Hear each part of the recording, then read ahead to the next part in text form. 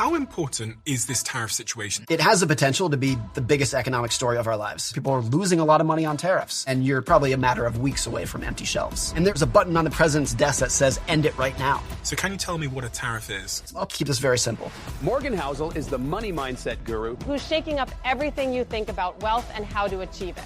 I looked at the most Googled questions around money, and one of the most popular is how to achieve freedom financially. It is largely a mindset. You have an obligation to understand how money works and how to manage it. And it's one of many topics in which you're going to learn the best by experiencing the downside. And I'll come back to that. The next question is how to save money. So most people view saving money as it's just wasted sitting there, but you need the cushion so that when the economy goes south and there is a recession, I want to have a level of control over my ability to support my family. So how much money do you think it's sensible to have saved? This is a bad answer that no one's going to like, but when you look at all these people through history that have generated great wealth, are there like certain strategies they've deployed? One thing that virtually everyone listening to this could learn from is they were way more patient and had way more endurance than anyone else. Also, I wanted to understand investing and this idea of compounding interest. So compound interest is the most misunderstood thing about investing because that's what builds wealth. If you look at like Warren Buffett, he wouldn't want to get haircuts because if he invested that money and leave it alone for 50 years, in his mind, a haircut would cost $10,000. And then do you recommend people try and buy houses, or is it just to rent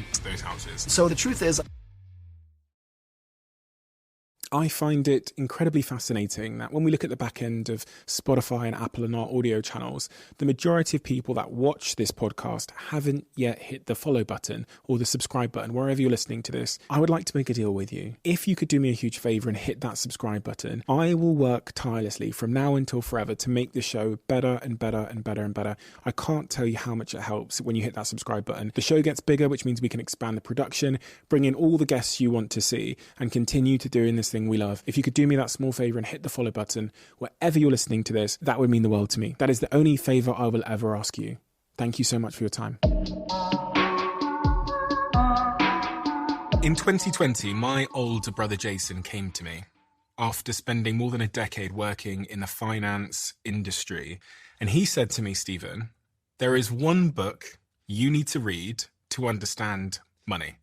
And that was your book, The Psychology of Money. And that's how I came into your world and understood who you were, what you think. And really, this book has shaped how I think about money ever since. And this is why I loved having you on the show last time, but I was insistent to speak to you again with everything that's going on in the world right now. Morgan, what is the most important thing we should be talking about at this present moment based on, I guess, the subtitle of this book, Timeless Lessons of Wealth, Greed, and Happiness? thank you, Steve. It's so good to be back. I think what I like about what you just said, and thank you for that, is that you said the book changed how you think. Mm-hmm. And that's important because the book does not tell you what to do. Nowhere in the book do I say, this is how you should invest your money. This is how you should spend your money, because you're different from me and everyone else. We're all different. I've always just been interested in how people think, like what's going through your head when you're making investing decisions. Mm-hmm. And if you can understand greed, fear, risk, envy, jealousy, those topics, that is way more important than anything they will teach you in a PhD finance course at Harvard. Not that the technical stuff doesn't matter, but the psychological stuff with money is everything. I mean, so many money problems in the real world have to do with impatience, envy, greed. That's it. It's not that people don't know the formulas, don't know the data, don't know, how to calculate compound interest by hand. None of that matters. It's envy, it's impatience. And so that, as a writer, that's what I was always interested in. Like, I'm tired of people giving advice and saying, these are the stocks you should buy, and here's what the economy is going to do next quarter. I was like, no one was any good at it. But I was always just fascinated in what's going on in people's heads. And you asked, why is that important right now? Well, I think it's always important. Like those topics of, the subtitle is Timeless Lessons, because I think a lot of these things were as true 1,000 years ago as they will be 1,000 years from now. Like greed and envy and impatience is just ingrained in how people think. It always has been. And so you see what's going on right now with tariffs and the economy. Stock market's gone up a lot. Bitcoin's gone up a lot. So these points have always been true, but a lot of them are magnified right now. A lot of people have made a lot of money on Bitcoin. A lot of people are losing a lot of money on tariffs. So greed, fear, envy, it all kind of just collides. It is right now. How important is this tariff situation that we find ourselves in? Because we're seeing it all over the news everywhere. Tariffs, Trump's done this, 10% here, blanket tariff here.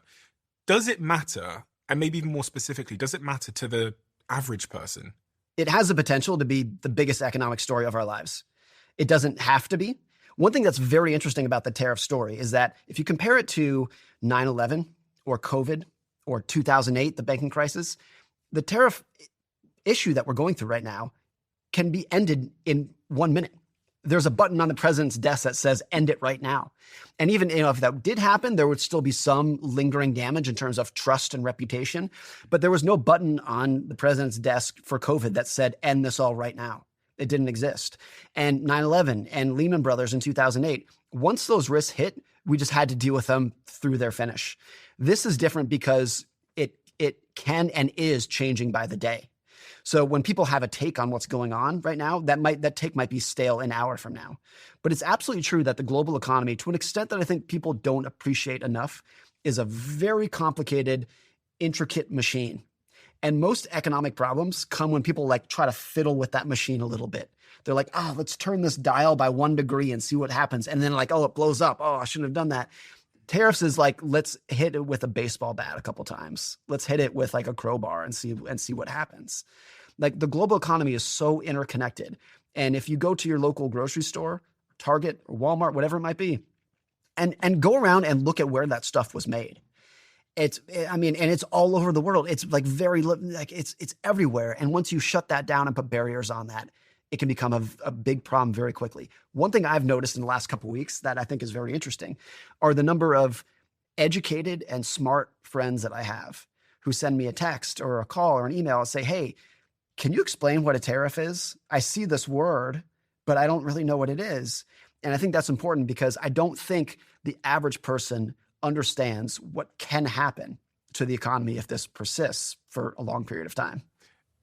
I'm so glad you said that, because I've been waiting for weeks now to ask somebody like yourself who studied economics to explain in a simple way what a tariff is. And feel free to use an analogy. I think about 50% of people have no idea what a tariff is. Yeah. And then on a sort of an incremental scale, people's clarity gets better and better. I would estimate about 5% of the general population could articulate what a tariff is, 5% or less. So can you tell me what a tariff is? The first I would say is tariffs have been used for hundreds of years. And there can be a very good, useful purpose for them in the economy. I think as they're structured right now in the United States, it's a huge mistake. It has a potential to be a catastrophe. But they can be a useful thing in the economy. This is not a black and white thing. What a tariff is keep this very simple. The United States buys a bunch of computers that are made in China, a bunch of iPhones that are made in China. They're on a container ship. They ship them to the United States. When they get to the port in the United States, the importer, which is Apple, bringing the iPhones in that are made in China, an American company, has to pay the tariff that's put on it. And a lot of people, and it's very understandable why they would think this, would say, well, no, in that situation, China pays the tariff. And there could be a situation where China starts discounting the iPhones. The company that's making the iPhones would discount it. There can be some offset. But the person who's paying that tax is the importer. So often we think about, we've applied the tariff to China. Right. So what's happening is China having to spend the 10%, or I think the tariff currently is 125, 145. The number doesn't matter because trade will just stop at those levels. It just won't happen. So if Apple import an iPhone now with that tariff level, then Apple would have to pay the 145% when it arrives at the shore. Correct. Of the United States. I mean, here's an example that most people will understand. Sales tax. In most states in the United States, it's 6 to 10%. If you go to the store and buy something, you add the sales tax to that. VAT in the UK. Yeah, fair. Who pays that is not the store, it's the customer. So even if the tax is put on the seller passes it on to you, the customer, and it says right on your receipt, you bought something for $10, and then there's your sales tax, and here's what you're going to pay in the end. And so it's similar from that. Now, let me explain this, why there would be a very useful case for tariffs to show that this is not black and white, and this is not, all tariffs are bad. This happened in the United States during COVID. We were virtually 100% reliant on masks, N95 masks that were made in China and Korea and not in the United States. And so when you have a medical crisis in the early days of COVID, and we're like, we need hundreds of millions of masks yesterday, they're all made somewhere else. We do not want to be in that situation. So it would absolutely make sense to have a tariff on masks to make sure that they are so expensive to import overseas that we have to start making them in the United States. That makes sense. Same with military equipment. You do not want to go to war with a country and be reliant on that country to make your military gear, your bullets and your bombs and your tanks and whatnot. Absolutely makes sense to have a tariff on that to make sure they're made in the United States. That said, so it's not black and white, but to have a blanket tariff and say everything that comes from any country, anywhere in the world, and China's going to be this to an extreme degree, is going to have a tariff on it. And whether that's between 10% for all countries or 145% from China, that, I've used this analogy before that if you talk to dietitians, there is a huge amount of debate over what's the best diet should you eat. Should you be keto? Should you be vegan? Like everything in between. There's so much debate. All of them agree that processed sugar is bad. Nobody thinks processed sugar is good. And tariffs are that with economists. Like there is so much debate among economists on what should the tax rate be? What should subsidies be? Should we, like free market versus subsidies? There's so much debate. No serious economist thinks that you should have a trade war. And the thing is, this is not new. We've been doing this for hundreds of years. And it's very well known that in the 1930s, the Great Depression, we put huge tariffs on in the early days of the Great Depression. They didn't know it was called the Great Depression back then because we put them on and it shut down global trade.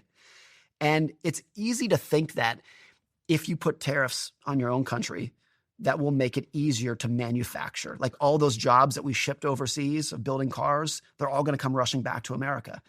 And it very rarely happens like that when you have a trade war. But what I mean by trade war is we put tariffs on China, they respond to put tariffs on us, and you just go tit for tat, and you go back and forth, and it's like mutually assured destruction in economic terms.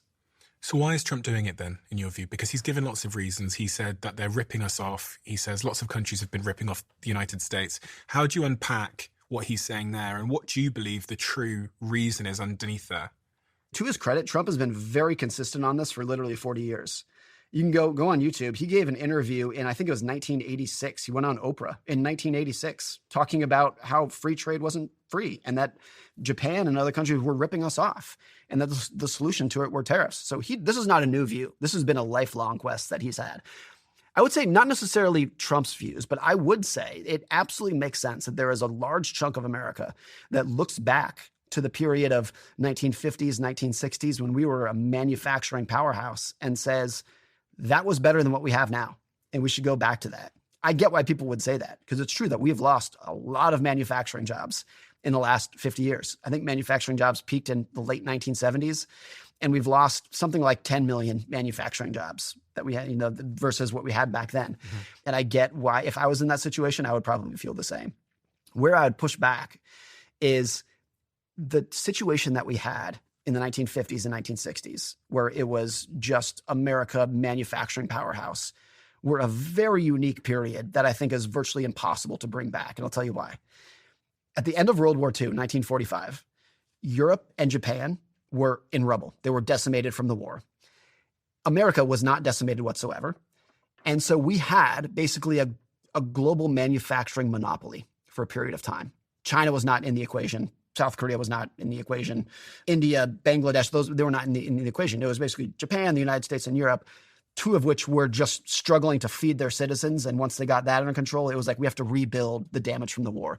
So America had about 20 years from 1945 to the mid-1960s of we have a manufacturing monopoly. And then we had 16 million U.S. soldiers come home from the war. And there was so much pent-up demand for them to buy homes and washing machines and cars and radios and all these things. And all of them were built in America because nobody else could build them. And that created a really special time when, because we had a manufacturing monopoly, it was just like factories everywhere. We built up so many factories during the war. There was endless demand for those products. And this is an important part too. White-collar workers during that period didn't make that much money relative to what they did before or since. And that was important because the wages that the blue-collar manufacturing workers were earning felt great by comparison. So if you were an auto worker in Detroit and you compared your wage in 1955 to the local accountant or dentist or doctor, by comparison, relative to today, you're like, oh, it's pretty good. Yeah, the doctor makes more than me, but not that much more than me. You know, I drive a Chevy, he drives a Cadillac. His is a little bit nicer, but we're living mostly the same lives. And so I think that was a lot of the feeling of prosperity in the 50s and 60s, was this very unique period of manufacturing monopoly as Europe and Japan were rebuilding. And by comparison to other workers, it felt amazing. And then at about the 1970s, Japan and Europe had gotten themselves back together from the ravages of World War II, and they became manufacturing dynamos in their own right. And I don't think we really understood this in America until 3 companies came in, which were Toyota, Honda, and Nissan. And they started selling cars in America. And at first, it was very easy to be like, look at these little like lawnmower toys that they're importing. Because you compared like an early Honda Civic to like a Chevy Camaro in the 70s. And it was like, you can't even compare them. So at first, the reaction of American car companies were like, these guys are a joke. No one's going to buy these little cars. But then gas prices surged in the 70s and 80s. And all of a sudden, the cars that Americans wanted was the tiny little Honda Civic that got really good gas mileage. And then once they started buying them, they're like, hey, this Toyota, this Honda, this Nissan, it's actually a pretty good car. It's actually pretty well built. And I think there was a lot of denial among American manufacturers that these other nations that didn't exist for 20 years in terms of a global manufacturing source were actually pretty damn good at it now. And then one other thing happened to wrap this up, then this might be the most important part of it. The reason that you cannot reasonably expect the manufacturing powerhouse to come back as it was is, yes, we did ship jobs to China and Mexico and Canada and India that used to be in America. And that has contributed to the massive decline in manufacturing employment. But a bigger factor in there is automation. And if you look at I would challenge people to do this. Go on YouTube and look at a Tesla assembly line in the United States. I'll put it on the screen. It is what you will see. It's amazing. It is a miracle of engineering. What you will see are armies and armies of robots and very few people. And if you compare that to the 1950s assembly line, what you see are biceps and backs and people hauling around material. So because we got so good at automation, even if we bring manufacturing back to America, and that we still do a lot of manufacturing in America, it doesn't require the amount of employment that it used to. It doesn't require the amount of manpower. And the people who do work on Tesla manufacturing lines, by and large, are working on computers overseeing the robots. I mean, here's one stat that I thought was always interesting to me. In 1950, there was a U.S. steel plant in Gary, Indiana. It produced 5 million tons of steel and had 30,000 workers. Today, it's still operating. It produces 8 million tons of steel and has 2,000 workers. So it's producing more steel today than it was in the 1950s. And they went from 30,000 workers to 2,000. Because what used to be done with biceps and backs and shoulders is now done with machines and robots. And it's no different than what happened in agriculture, where a farm 200 years ago was rakes and shovels. And today it's tractors and combines. Like that same thing happened to assembly. So to wrap all that up, like I understand and I empathize with people who say, we need to bring back manufacturing to America. We lost what we once had. I get that and I respect it. But I think the unique circumstances and automation makes it just extremely unlikely to ever happen. How did China get in there? And why are they the factory of the world? What are the core components that went into them being able to produce all of the things that we use on a daily basis at a fraction of the price that they're able to produce them here? Tim Cook of Apple gave a really interesting interview a couple weeks ago. And he said, you might think that we manufacture iPhones in China because it's cheap labor. And he said, that's not really true anymore. It used to be, but China is not the cheap labor country anymore. That's moved on to Bangladesh and Cambodia and other places. The reason they manufacture in China is expertise. And I think it's okay to admit, and people should admit, that your country and also your company and you individually can be very good at some things and not very good at others. China is just extremely good and extremely talented at particularly like low-end manufacturing. Low-end can be anything from, inflatable swimming pools to on up to like basic electronics. They're extremely good at it. I was talking to a CEO a couple weeks ago and he said, and he's generalizing here, but he said, if you go to a Chinese factory and you say, I want this part made, and here's step 1, step 2, step 3, on how to make it, they will do it better than anybody in the world. Nobody can beat them at that. But if you go to that same factory and you say, please go design me a new part, They're not very good at it. Americans are way better at that. And that's why the back of your iPhone says designed in California, made in China. Like, it's just specialization of labor. And I think America is the best in the world at a couple things: entrepreneurship, technology, services, and like high-end manufacturing, like planes and rockets. And we're not the best in the world at low-end manufacturing. And that's okay. That's not an insult. That's not a put down. There's specialization of labor. And so I think China just got very good at one thing during a time when we've always been very, very good at different things. And I think that is why global is like why for a lot of people, not for everybody. So if you disagree with this, I get it. By why the economic system works so damn well over the last 30 years is because we really got good at specialization of labor. You design the iPhone, you make the iPhone, we're both better off for it. I want to play that clip you're talking about with Tim Cook because I remember seeing it as well. And it was a bit of an aha moment for me. For anybody that doesn't know, Tim Cook is the CEO of Apple, and he's been at the helm of Apple for more than a decade. And as you know, most of Apple's products, from what I understand, are made in China. There's a confusion about China. And let me at least give you my opinion. The popular conception is that companies come to China because of low labor cost. I'm not sure what part of China they go to, but the truth is China stopped being the low labor cost country many years ago. The reason is because of the skill and the quantity of skill in one location and the type of skill it is. Like the products we do require really advanced tooling. And the precision that you have to have in tooling and working with the materials that we do are state of the art. And the tooling skill is very deep here. You know, in the U.S., you could have a meeting of tooling engineers, and I'm not sure we could fill the room. In China, you could fill multiple football fields. It's that vocational. I think when I watch that, I think that I can understand why there'd be a natural reaction for people to be like, no, if they can do it, we can do it too. And again, I don't think it's an insult to say like countries are, it's like we're really good at some things and less good at others. How could that not be true? Are they on a different living wage? From what I understand, is that? Oh yes, absolutely. I mean, so much of it is, if you asked Americans to work for those wages, they would absolutely refuse to do it just because of the expectations we have. And that's a good thing. We should be proud of that we have a standard of living which does not allow or people would not put up with earning $5 a day or whatever it would be. Which means that the products can be made cheaper. Yes. Significantly cheaper. Right. And, this is where I understand why people might raise an eyebrow at this, but so much of what the modern system, how it's supposed to work is when you have that specialization, products become cheaper. And then the iPhone costs $1,000 when in any other world, it would cost $4,000 if we're building it in the United States at, paying wages that people would put up with in the United States. So what's the impact on the average person listening to this now?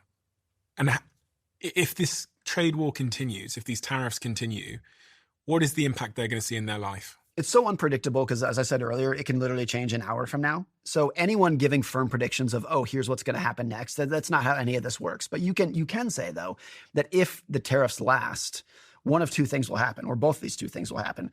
Things that we import will get much more expensive, or what's more likely in places like China, if it's 145%, is the trade just stops. And then you're probably a matter of weeks away from empty shelves at certain for certain products in certain cases. I mean, if you're buying, a pair of slippers from China for $1 and now all of a sudden they're $2.45. If you're an importer, for a lot of those situations, they'll say like, it's just not going to work. Or if the iPhone that used to cost $1,000 is now going to cost $2,500, Apple might just say, there's not really a market for that. We can't really sell those. Let's just pause and wait for things to happen. We're already seeing that. I'm sure this news will change by the time this airs. This is moving so quickly, but our shipping container imports from China have plunged in recent weeks, which is exactly what you would expect when you put that high of a tax on it. I mean, if you were buying a house for $1 million and all of a sudden they put on 145% tax on that, you're probably not going to buy the house. And that's what's happening now. You'd be dumb not to wait. Right. I was sat here yesterday with the CEO and she said to me that she gets the majority of her products, pretty much all of them, from China. And when she's looking at the tariff situation, she's figured out that if she buys those products and sells them at her current price, she's losing money on every unit. Yeah. So she's like, I'll lose $9 on importing for example, like a dress, It's like I have no incentive now to continue to sell that dress. And if my only choice is to raise the price by like 150% to my customer. Right. The two likely outcomes, if it persists, are much higher prices and empty shelves. And I don't think anyone knows when or to the extent that could happen. And the button on the desk that says end this all could be pressed before that happens. But if it persists, that's what's likely to occur. What about the impact it has on trust in the United States?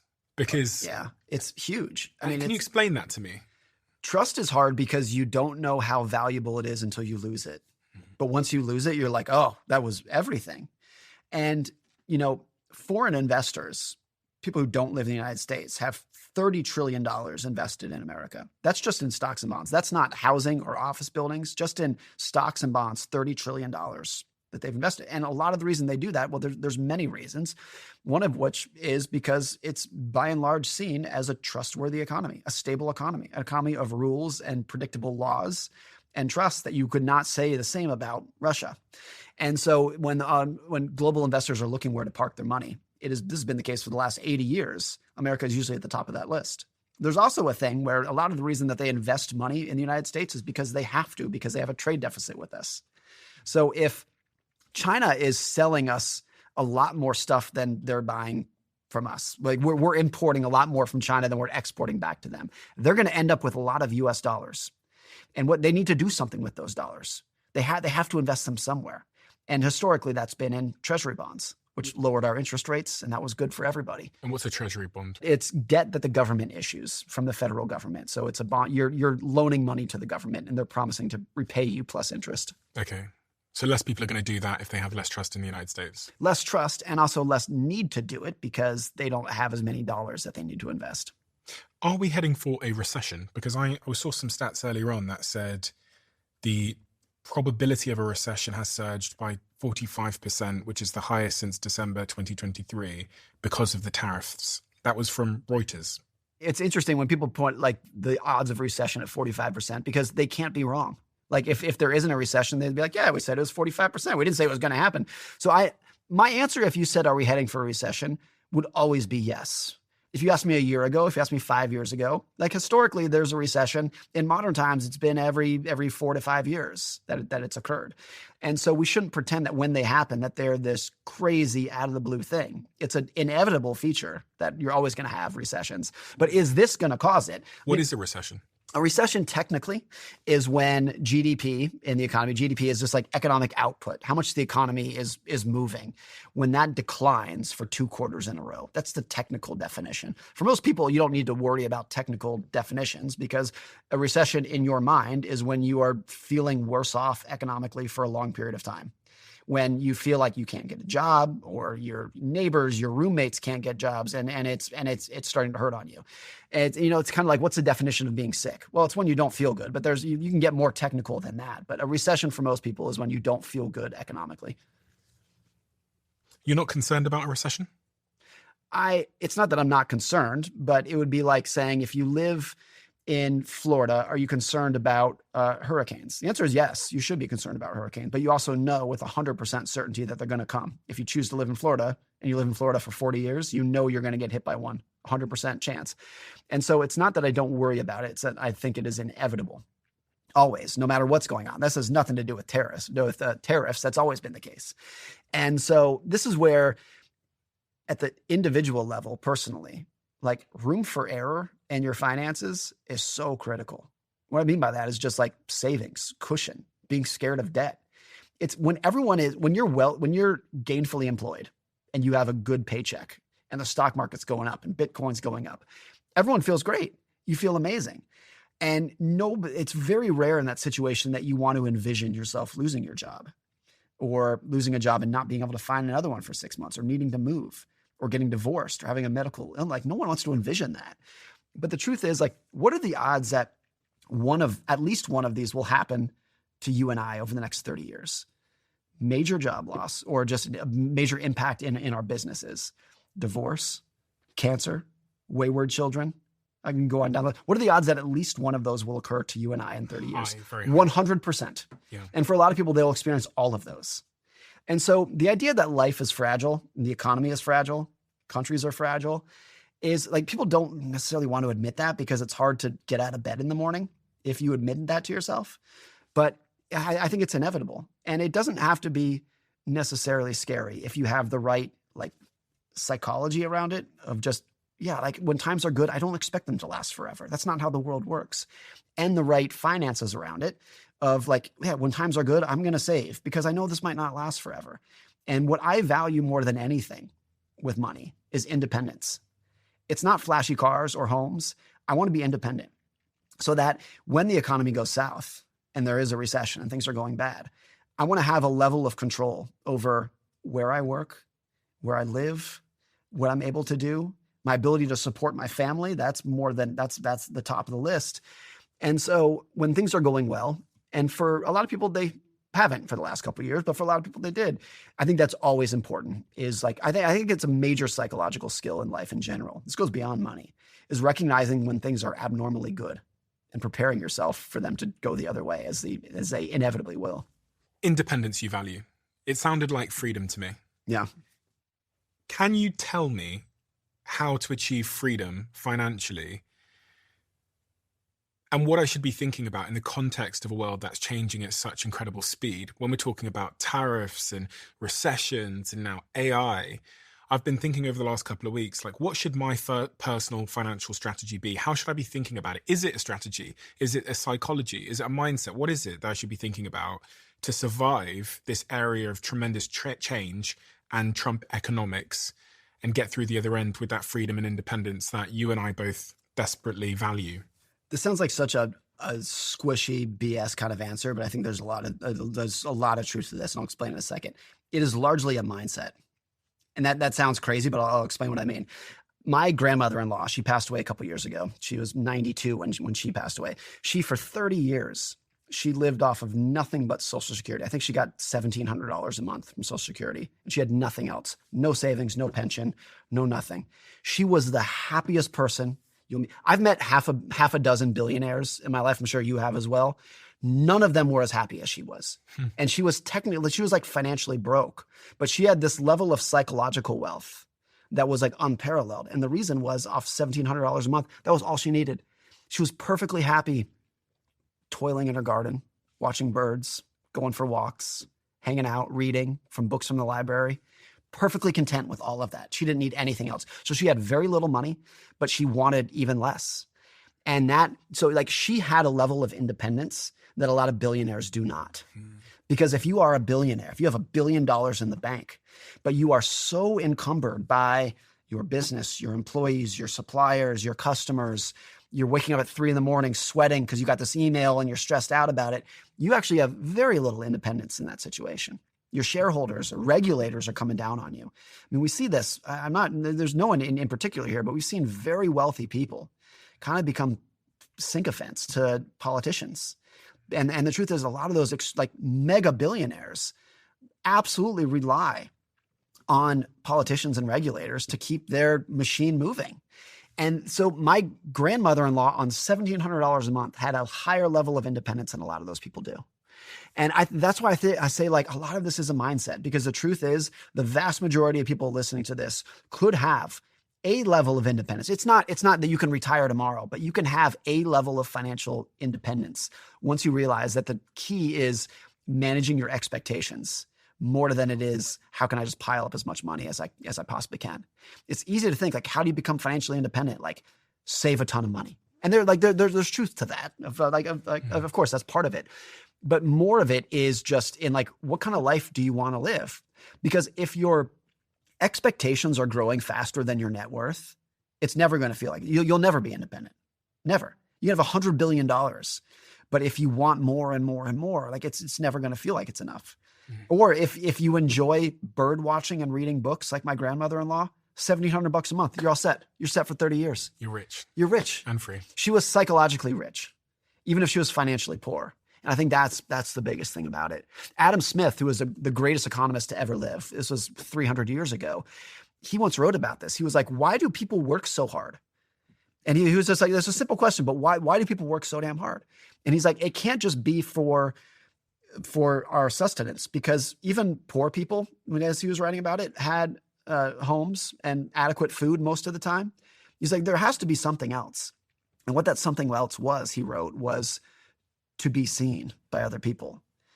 And it was attention and admiration. They wanted to be getting rich so that they could have a bigger house and a nice car, not in his day.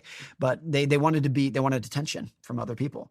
But he was like, it's not that you needed the money, because even in his day, 300 years ago in Scotland, I think he was like, look, people have homes and food. Like, what are they doing this for? And he was not criticizing that. Like, his whole point was like, they're going out and innovating. We're going to have great technology. And like, it's great to go do that. But the reason to do it was not because they had to stop. Now, of course, most people, to get shelter and food, do have to keep working, but they're working more than they absolutely need to because they want something else besides independence.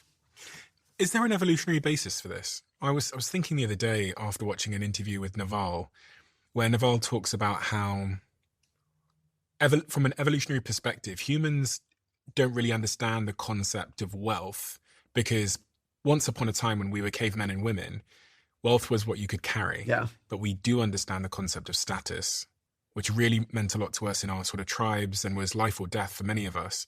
So even though billionaires get all the money in the world, the next thing they want to do is start a podcast. You know what I mean? Right. Because there's just not enough. Like, everyone I know. What a lot of them do too is when they have all the money in the world, what they want is immortality. And you see these guys trying to live forever. Yeah. So that happens as well. That's interesting. But that's linked to status, because status was longevity. Yes. Like, if you had status, you had food, you had the reproductive potential once upon a time. Yeah.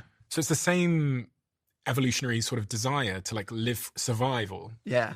Harvey Firestone, who was a tire magnate 100 years ago, Firestone tires during the explosion in cars 100 years ago, he wrote about this in his biography. He was like, every rich person he knows, once they get money, buys a house that is way too big than they need. Not only bigger than they need, bigger than they want. Because a giant house is just a huge pain in the ass. The roof is leaking and like everything's breaking down. It's a huge pain to manage. So he wrote in his biography, he was like, why do we do this? And he was like, he did it too. He was like, I bought a house that is way bigger than I want. And it's a pain, it's a burden, but we all do it. And he's like, why? And he's like, it has to be status. There's no utility to a 40-bedroom house. Zero. There's a lot of downside in upkeep. But he was like, every one of us does it. And he said, even Henry Ford, who was like the cheapest SOB out there, lived in a giant mansion in Detroit. He was like, it's so natural. And he was like, it's just because we want to show other people. It's not utility. It's not making our lives better. It's actually making our life worse.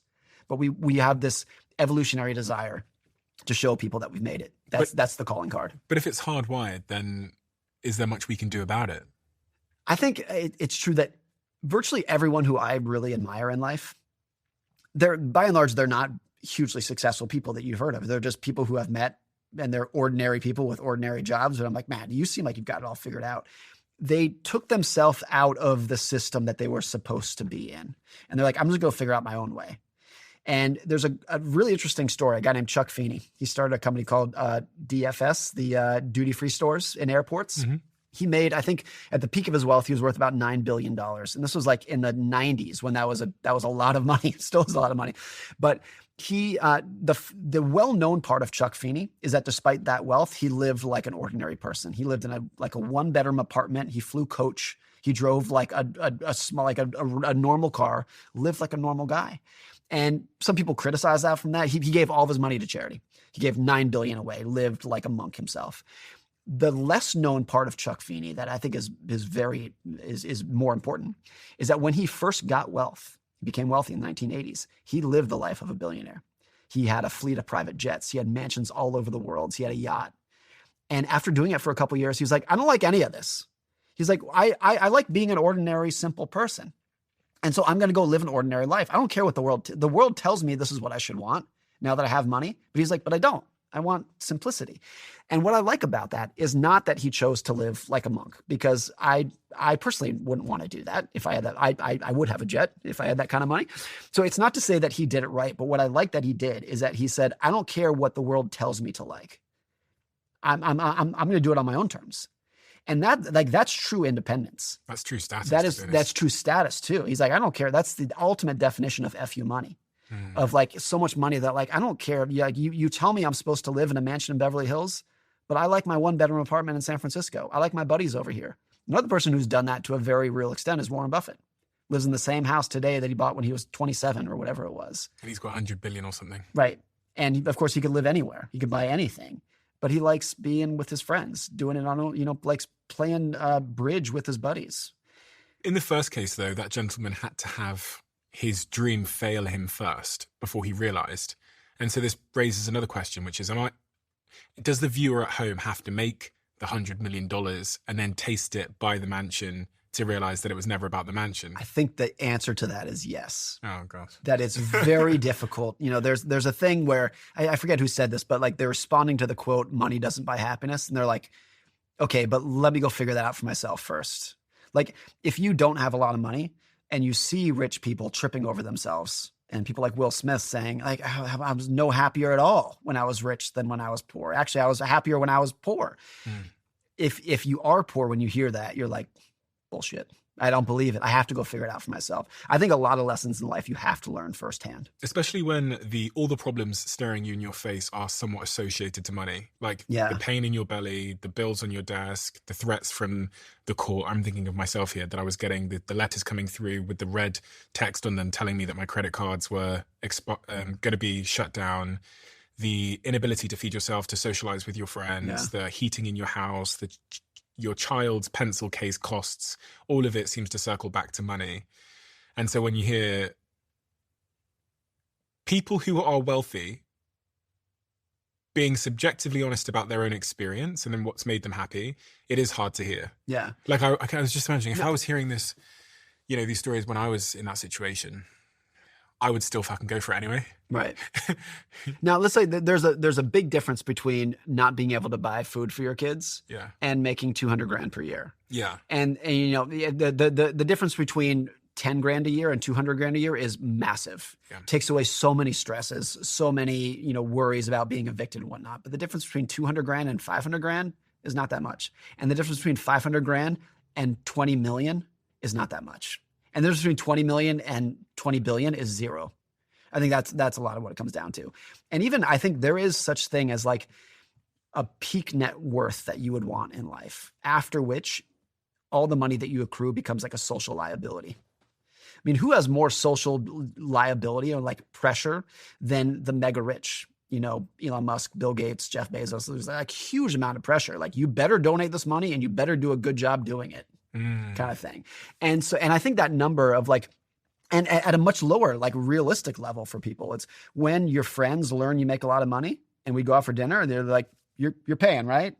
And that's a small thing, but it can really grate on people that like, oh, it's going to change how people think about me. Now, that's a good problem to have, of course, but it's a thing. And I think the idea of there is a maximum amount of there is a net worth level at which your happiness is going to be maximized. And it's probably lower than you think. Do you think it's important for people to have an idea what their number is?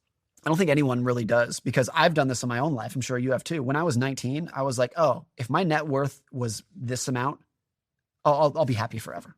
And then I was fortunate enough to hit that amount. And I'm like, okay, but what if we got over here? And you just keep going up the ladder forever. Is there such thing as FU money? Like, is there a number where you think you've hit FU money? I saw some thread on Twitter and it was like, comment below what you think FU money is. And it was interesting to see the variation. I have a friend, Ben Carlson, who's a great financial writer. He came up, this is very subjective, there's no science behind this, but he was like, a net worth of $7 to $10 million is you can live an amazing life in the United States, have an amazing house paid for, send your kids to great schools, go on great vacations, drive brand new cars on $7 to $10 million. And he brought that up. Some people might wince at this, but he brought that up of it's a lot less than people would think, because there'd be a lot of people who would be like, oh, I'm gunning for 100 million, even if that's just a fantasy, it's a dream. Mm-hmm. And $7 to $9 million is out of reach for a lot of people, no matter how hard they're working. But I think particularly for young people who their definition of, I think about my son a lot. He watches Mr. Beast. Mr. Beast is an amazing guy. I think he's one of the great guys, but because of Mr. Beast, like my son's definition of wealth is a private island, a private jet, keep your hand on the table and win $1 million kind of thing. It's a different level. Whereas when I was growing up, like ordinary people drove dirty pickup trucks and rich people drove clean pickup trucks. That was the stratification of what I saw growing up. Mm. And I think because of social media and other things, kids have a very different view on what like financial wealth actually is these days. Going back to this issue of tariffs, recession and everything that's going on at the moment, are there any things practically for those that don't understand the economy and economics generally, that we should be thinking about to make sure that we don't get burnt? This is less advice going forward, more than just like something to remember next time, which is that if you're worried about being laid off, if you're a small business owner worried about going under, the need for room for error and cushion and savings and backup plans were just as important a month ago as they are today. You're just learning how important they are today. And I challenge you to remember that in the future, when this is all over, whenever it's all over, that when the economy is going well and you feel stable in your job, stable in your career, that is when you absolutely need backup plans and room for error and savings and eschewing debt and whatnot. I have a very high level of cash as a percentage of my net worth. And a lot of financial advisors would look at that and say, like, what are you saving for? Like, what's going on here? And I'm like, I don't know. I'm saving for a world that I know is very fragile. And I have no idea what's going to happen to me personally or what's going to happen to the economy.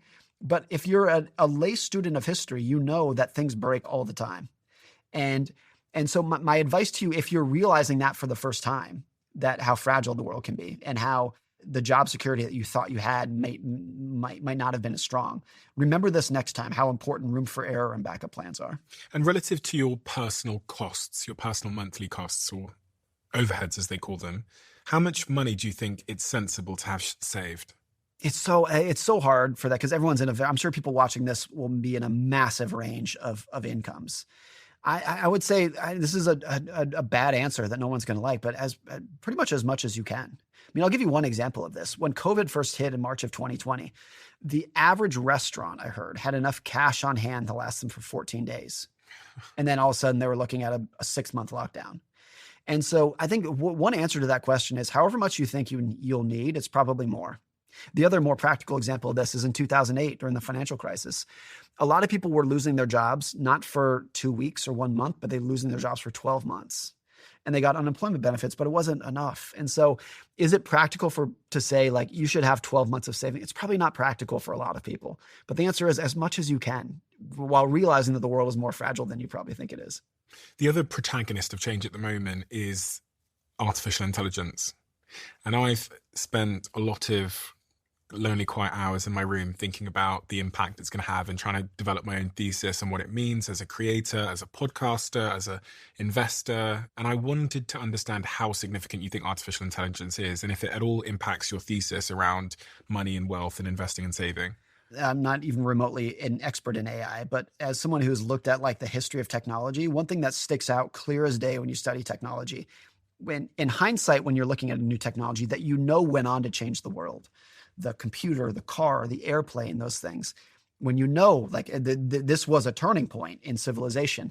If you go back and look at what the optimists were saying at the time, they massively underestimated it. And that's what the optimists were saying. Forget the pessimists on it. So go back to the 1920s and see what were the optimists saying about the airplane? They were underestimating it by 100-fold. What did the optimists say about the car? They underestimated it by 100-fold. Computers, the same.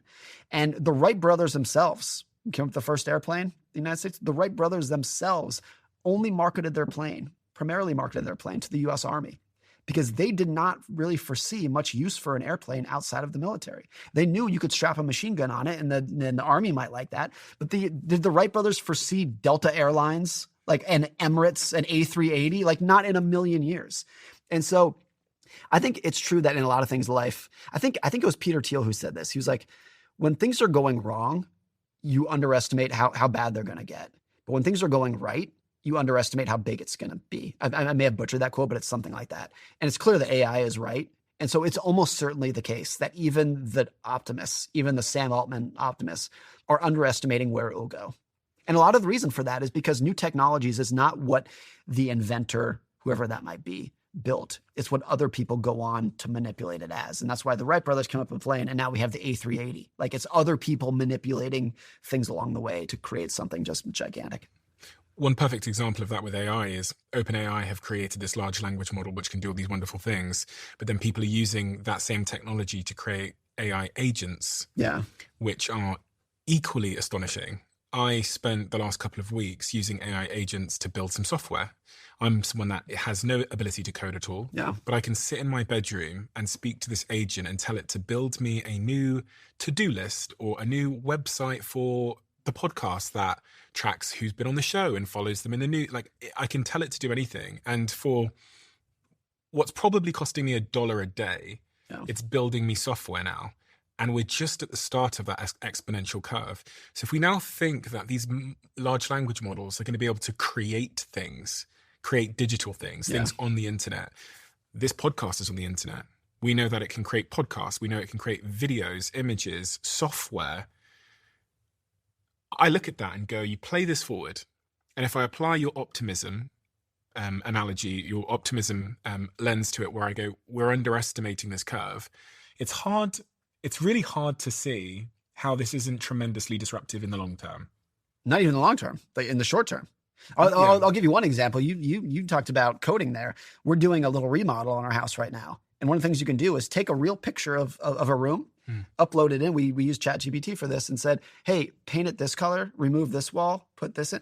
It is better than any designer will be able to do it. And it's right there, boom, in front of you. Seconds. And you can multiply that story by 10,000 different versions of that story for 10,000 different jobs.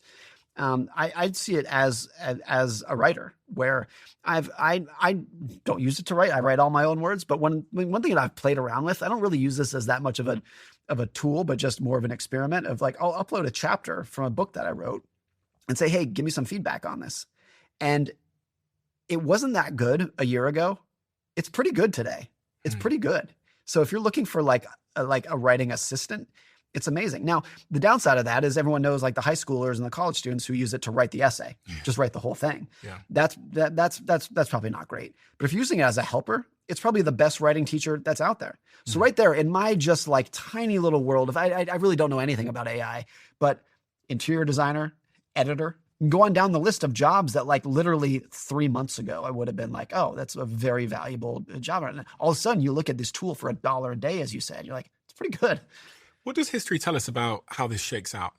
Like when these industrial revolutions come along or the technological revolutions, where does the value accrue? And how do I participate in that value?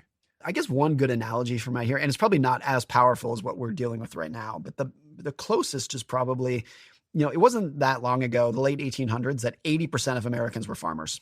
That's what it was. And then the Industrial Revolution and the tractor and the combine came along.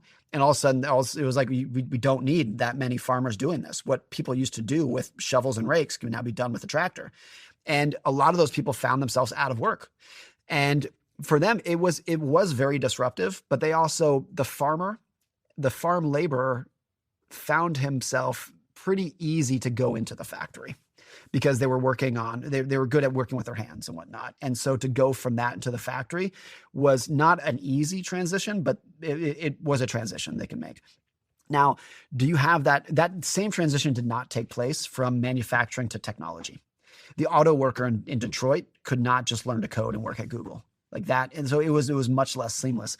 And I think what we're dealing with now will be even more of a disruption, that the people who are being disrupted out of AI are going to have a much more difficult time historically to move into where the economy is going next. So the idea that an industry is disrupted and you need to go figure out something else to do, I think has gotten progressively harder over the last 150 years.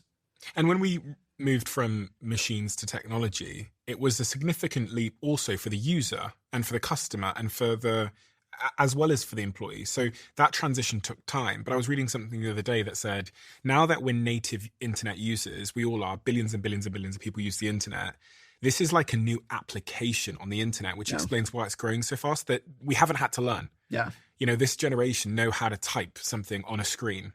So there hasn't been this big jump in fundamental skills like there was from like going from a piece of machine to an iPhone. So this acceleration will be quicker. So therefore one would assume that the transition will be more severe. And I think about even things like driving. I think Tesla are releasing in Austin this month or next month the first autonomous vehicle, the Cybertaxi, the Robotaxi, whatever it's called, and it has no steering wheel. Yeah. And the profession of driving, from what I understand, is the biggest profession on earth. The biggest profession, drivers in general. Yeah. On my way here today, I did not touch the steering wheel. Yeah. I did not touch the pedals because I'm in a Cybertruck and there's a button on it which auto drives you to wherever you want to go. Yeah. And typically, I'd probably have got an Uber. Yeah. But now I can sit there do my work, and it drives for me. And that's also AI. Yeah. No, it's crazy. And back to the analogy, like when the farmer had to go work in the factory, it was a transition. He may have had to move, but he did it. And that's why we went from 80% of the population were farmers to 2%, which is what it is today. But they were able to move in. The manufacturer to technology struggled. And I think it's going to be now like the truck driver, to tell the truck driver, well, just go get a job at OpenAI. Kind of thing. Like, it's funny to even think about because it's preposterous. But the thing with OpenAI, from what I understand, is they have less than 100 employees. Right. And the reason they have less than 100 employees is because they're using AI to do the work. And they'll increasingly do that, especially when they hit AGI. Right. They're probably going to 4 employees. Yeah. And this is why I think they have 100 employees. I think they've purposefully kept it low because they think AGI is around the corner, which is this very, very advanced form of AI, which is going to be able to, like, I think they call it self-reinforce, where it teaches itself. Synthetic data. Right. So kind of going from there. Now, I think if there's an optimistic side, it's always been, it was the case that when farming was being disrupted, there were a lot of people who just said, these people are never going to find jobs. Like if you put the farmer out of business, it sounds comical today, but there was a big push when the car came about to be like, no, like what are all the horses going to do? Like have some dignity for the horse and the people who are raising horses and whatnot. So it's always been the case that you cannot foresee what's going to happen next. And the optimistic side of capitalism is as messy and as hard and as much personal damage as you can cause to families along the way. Those people will eventually figure out something to do. And when people say that, it sounds so callous and coarse. And that's why you have so much debate and angst and anger and things like disagreements like with what we're dealing with tariffs right now. You have your son in the green room watching us right now. Yeah. How old is he? 9. 9. Okay, so he's got some decisions. He's wincing right now, I'm sure. Yeah. Now that we're talking about him. But what if in terms of him building his career, acquiring skills, generating wealth, based on everything you know about how people have made money through history, what are the prevailing skills that your son would have to assure that he makes money regardless of what the industry is? Learn how to communicate. Learn how to get along with people you disagree with. I think that's a very underlooked skill in life, is particularly in a social media driven world where people have very different views on fundamental topics. Learn how to get along with people who you disagree with. Learn how to communicate. Those would be the top 2. Those are extremely high level. Like I'm not saying go learn calculus 4 kind of thing or go learn engineering, but those are timeless skills. And I think those 2 skills can get you pretty far in life. And I look back at myself. I don't know if you had a similar example of this, but I was not a good student. My ability to do math is not any good. My grades in science were not any good whatsoever. I think if there are 2 skills that I didn't even know it at the time. I was not really like conscious that I was doing this, but learn how to communicate and don't be a jerk. Like just learn, because that for me as a writer, that was like learn how to communicate as writing, and in the writing business, learn how to get along with people so you can move ahead, move your career, like be nice to this person so you can move on up. I think you see that a lot. What about in terms of money, making money? When you think about great people through history that have accrued a lot of wealth, what principles would you instill in him so that he had a money mindset? It's hard for a parent. I'm not filthy rich by any means, but I've sold a couple books, and it's hard as a parent to be like, I want to use money to give you a good life, but I don't want to spoil you. The last thing I want is for you to be a spoiled little brat. And it's very difficult for a lot of parents to do that. And so one of the things that I want him to learn about money, and I want him to learn in a very stark way, is like, learn the scarcity and the value of $1. And I think the only way to do that is to experience it firsthand. So when he was born 9 years ago, I wrote him a little letter, and I published this on a blog. And one of the things I said was, I hope you're poor one day. And I said, not struggling, not broke, but I hope the only way to understand the value of $1 is to experience the power of its scarcity. And I hope there's a period when my wife and I are able to say, like, look, like you're never going to fall flat on your face. You're not going to be homeless. You're always going to have good health care. But I hope you're able to experience the scarcity of $1 so you value it. I did. My parents taught me that in a way that they didn't need to, but they let me be poor for a while. And most people will experience it because they have, that's the situation they're in. So that's one thing I think about, and I think actually quite a few families deal with that, is like, how can you help your kids And it goes beyond money. This is, so many, the helicopter parent era is, I want to protect you from downside at all cost, emotional downside. And I think money is one of many topics in which you're going to learn the best by experiencing the downside. For anybody that likes matcha, for anybody that likes lattes, one of my companies has just launched canned matcha lattes. And I was speaking with the founder, Marissa, and she said that creating this product has been no easy feat. They tried launching in 2021, but as is often the case in business, the development process turned out to be extremely complex. So they've spent the last 4 years testing and refining every single detail to create this, which is a Perfect Ted matcha vanilla latte and a Perfect Ted matcha strawberry latte. So what we have here in these cans is barista quality matcha straight from the can, and it tastes like it's just been made from your favorite cafe, naturally sweet and naturally creamy in a can. And the reason why I've invested in this company and I drink matcha is because matcha as an energy source gives me lasting energy without the big crashes that I get from other products. You can grab their ready-to-drink canned matcha lattes at Waitrose, Tesco's, Holland & Barrett, and here's a little incentive for you. If you go to perfectted.com and use code DIARY40, you'll get 40% off your first order. Please don't tell anybody. Keep that to yourself. That's code DIARY40. You'll get 40% off on perfected.com. So go use that before they change it. Men are struggling in a variety of different ways. And obviously your son is going to be a man someday. If I think about some of the stats here, men's labour force participation has declined dramatically over time. For prime working age men between 25 and 54, participation fell from 98% in the 1950s to about 80-something% in 2024. 10.5% of men aged 25 to 54 were neither working nor looking for employment, compared to with just 2.5% in 1954. And we had a study that came out in the UK recently.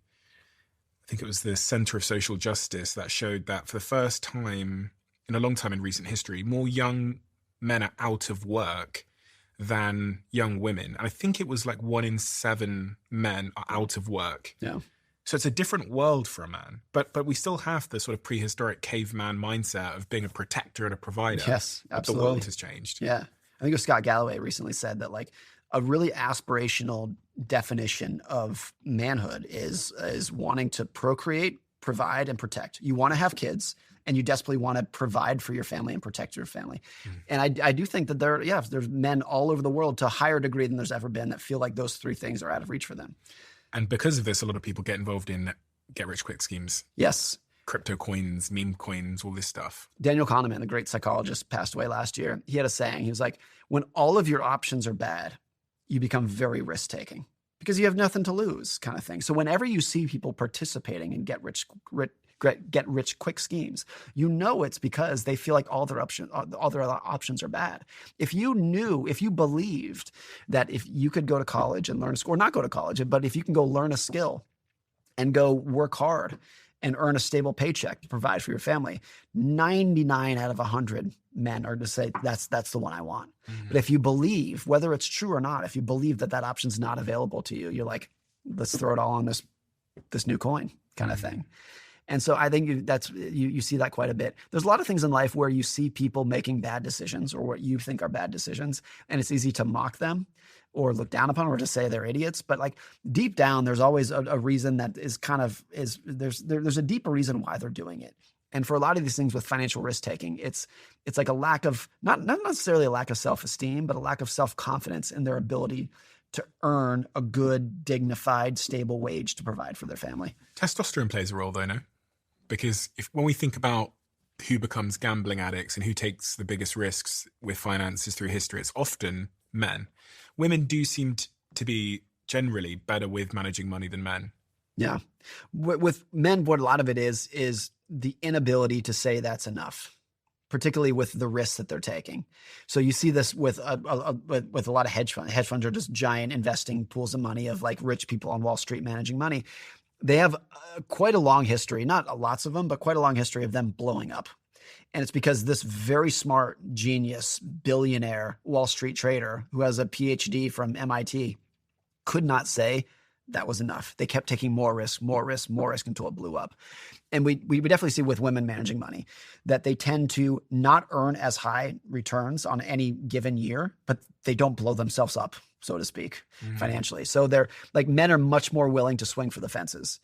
And women are much more willing to say, I'd like to just take a calm, casual swing, but I want to keep it going for a long period of time. Now, who's going to do better over the course of a lifetime in that situation? Your book profiles a few scenarios of who does better over a lifetime. And although I read your book, I think it must have been 4 years ago, I will always remember reading a story about it. I think it was like a stockbroker that you write about in your book. It was Jesse Livermore.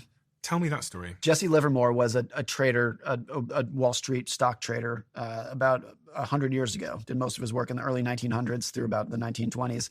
And he was the best in the world at getting rich. And he had no ability whatsoever to stay rich. I think he became the equivalent of a billionaire, adjusted for inflation, 4 separate times and went bankrupt 4 separate times. He eventually at his end committed suicide when he went broke for, I think, the 5th time. And in between there, he would become literally the richest man in the world at one point. But he had no ability to say, that's enough. So when he was the richest man in the world, he just kept taking more risk, and then it blew up. And he did it over and over and over and over again until he eventually killed himself. Damn. It's amazing. It's an amazing story because punctuated through his story of failure and bankruptcy and eventual suicide is a level of success that like Steve Jobs could not even fathom. No one in history, I think, was better at getting rich than he was. And he could not keep it. And for most people, like a much better situation, of course, is like you don't need to become the richest person in the world. You can just make a modest amount of money that's going to support you and your family, but keep it. Don't keep taking more risks that's eventually going to blow it up. Just keep it and it's okay. What do you think of crypto? I don't own any. So maybe that's the summary of how I feel about it. But I also think the only take that I've had on it is like, if you don't think that some of it is inspiring, and then you're not paying attention. But if you don't think that 99% of it is a joke, then you're not paying attention. And I say that because most people are one or the other. The other thing, the whole thing is a scam and they don't understand any of it. It's a bubble, it's going to burst, or it's literally the greatest invention of human history. And I think whenever there's a new technology, you're likely to get like those extreme, one of those camps. But also in the history of technology, what you would see is that 99% of the new players, the new companies, the new products won't exist in 10 years. And a couple of them will turn into Ford or Microsoft or whatever it might be. That's always been the case. So you can't envision a world in 20 years in which crypto is not having a big part of the global economy. Mm-hmm. And I also think you cannot envision a world in which in 20 years, 99% of what exists today doesn't exist anymore. Yeah, I have owned Ethereum for a long time. And more recently, I just changed it all into Bitcoin because I think Bitcoin is the safest bet. So it seems to be where institutional money has gone to. And I'm doing the same thing as you. I've never like traded coins in my life or anything, but I think most of it is probably going to zero, as we've seen. But I think Bitcoin feels like the place that the market has decided will be the stablest. But it's not contradictory in history to say that this new technology will change the world forever. And at the same time, you're probably not going to make that much money on it. The best example of that were the railroads, which was probably the most transformational new industry in U.S. history. Like to have a railroad going from the East Coast to the West Coast, that changed everything in such a profound way. And the vast majority of railroad investors lost all their money. So you could get it right. This is going to change the world forever. It does not mean that you're going to make that much money on it. And that's not to say that most crypto investors. No, I would say it's almost certain that most crypto investors will not make that much money. That's pretty standard historical. I mean, the other thing is in cars. In the early 1900s, there were 2,000 car companies in America, and 1,997 of them went bankrupt. You ended up with GM, Ford, and Chrysler. The rest virtually disappeared. So it's always the case that in a new technology that changes in the world, there's a big gap between this is going to change the world and everyone's going to get rich on this. One of the things that made me question my hypothesis on crypto was Google released this new computer. I don't know if you saw it, called Willow. The quantum computer? Yeah. That can crack or in theory in the future. I've talked to people about this, that like you can't believe in crypto and quantum at the same time. People who are much smarter than me say that's not the case, that you can augment the system. I don't really understand it, but people who are much smarter than me say they're not worried about it. Google built a powerful new computer called Willow that uses quantum technology. Some people worry it could one day hack Bitcoin by breaking its security system, but right now Willow isn't strong enough to do that just yet. And they pose that quantum computers may well become strong enough that they'll be able to hack Bitcoin's system that keeps it safe. Right. Because there is a certain amount of compute that could affect... That doesn't exist right now, but could in the future with quantum computers. Right. So like all assets, I mean, if you look back through history, we've used different things as stores of value. Yeah. And many of those things, whether it's the tulips or whatever else, aren't our current store of value. So it's conceivable to think that Bitcoin as a store of value does have a shelf life. Yes. But that's, I mean, of course that could be the case. I mean, gold, which has been, a store of value for thousands of years, has gone through periods where it surged and then fell 90% and sat there for 20 years, kind of thing. So even when you have something that is a historic, like, very objective store of value, that doesn't mean that you know what the price is going to do next month or next year or even the next 10 years. That's a totally different thing. When you look at all these people through history that have made money, lost money, etc., generated great wealth, are there like certain strategies they've deployed? Because when I think of like Warren Buffett, I'm like, okay, so he like compounded for like 80 years, blah, blah, blah, invested. He was an investor. Then you've got this other strategy, which might be entrepreneurship. Yeah. Some incredible company like Elon Musk making SpaceX or Tesla. Do you have it distilled down into a set of different strategies that are often deployed to equal wealth? I think if there's one big one that is applicable to ordinary people, you can come up with like different marketing things, but like that's not going to apply to me or you. One thing that sticks out, that is a common denominator that virtually everyone listening to this could learn from, is they were way more patient and had way more endurance and kept it going for longer than anyone else. David Senra, who's a great podcaster, right? So he has a podcast called Founders. He said this one time. He was like, he hears from entrepreneurs who are like, man, I listened to your podcast. I'm a founder. I have a company and I'm going to sell my company next year. I'm going to sell it to Google. And David's like, did you learn anything from the historical entrepreneurs of Rockefeller or Steve Jobs or Bill Gates? Those people ran their companies for 50 years. They ran their companies until they died, kind of thing. These are not people who are looking to be like, I'm going to create a company and then sell it. I'm going to start another company and then sell it. They keep it going for as long as they possibly can. The big wealth usually does not come. It almost never comes from like a great idea that just surges out of the middle of nowhere. It's usually like a pretty good idea that you can keep going for 40 years or 50 years. That's where the big money comes from. If Rockefeller, I wrote this in the book, 99.9% of Warren Buffett's net worth was accumulated after his 60th birthday. So like when Warren Buffett was 60, he was worth $2 billion, like an incredible amount of money. He could have sold then and he sold everything and retired and had an absolutely amazing life. The reason that he has accumulated, if you count the money he's given away, $250 billion, is because he kept it going. So now he's 93 years old and he's still going. Same with, Bill Gates could have sold Microsoft in the 1970s and made $10 million and had a great little life. Yeah. But he kept it going and kept it going. Yahoo offered Mark Zuckerberg $1 billion cash. And he was like 19 at the time. And he said, no, I'm going to keep doing this thing. That's the common denominator that ordinary people can learn from, is like endurance and longevity is usually where the big wealth is made. Endurance. Keep it going. Endurance is hard. Yeah. Larry Ellison, who was the founder of Oracle, did an interview in the 1990s. And they asked him about Bill Gates, who was a friend but also rival back then. And Larry Ellison was like, the secret to Bill Gates, yes, he's very smart, but there's a lot of smart people out there. And he was like, no offense, but there's a lot of people smarter than Bill Gates out there. But nobody has more endurance than Bill Gates. He will outwork you every single time. You cannot, he'll keep it going for as long as he needs to keep it going to beat you. And that's his skill. It's not intelligence, it's endurance. On this point of perseverance, why is perseverance so key? Like if we break it down into what's actually happening when you persevere. I think it's two things. It's one, in any endeavor that's going to pay off, it's going to be difficult. It's going to be there's going to be more roadblocks and speed bumps and collapses than you want. It's absolutely inevitable. The unofficial model at NVIDIA, the giant chip company, is one of the most valuable companies in the world, is we are always 30 days from going out of business. Now, they're not. It's one of the most successful companies in the world, but they understand what is true for every business, which is that business is hard. Like every business is a knife fight. Every company that you own or start is going to be very difficult. And you need the perseverance to get through that. That's one element. The other is compound interest. That's what builds wealth. What compound interest is and why it is so powerful, like the people who get rich from it are not the people who earn very high returns. It's people who earn good returns for a long period of time. Like all compound interest is, it's returns to the power of time. And if you remember like 8th grade math, that exponent, like time, that's doing all the heavy lifting in there.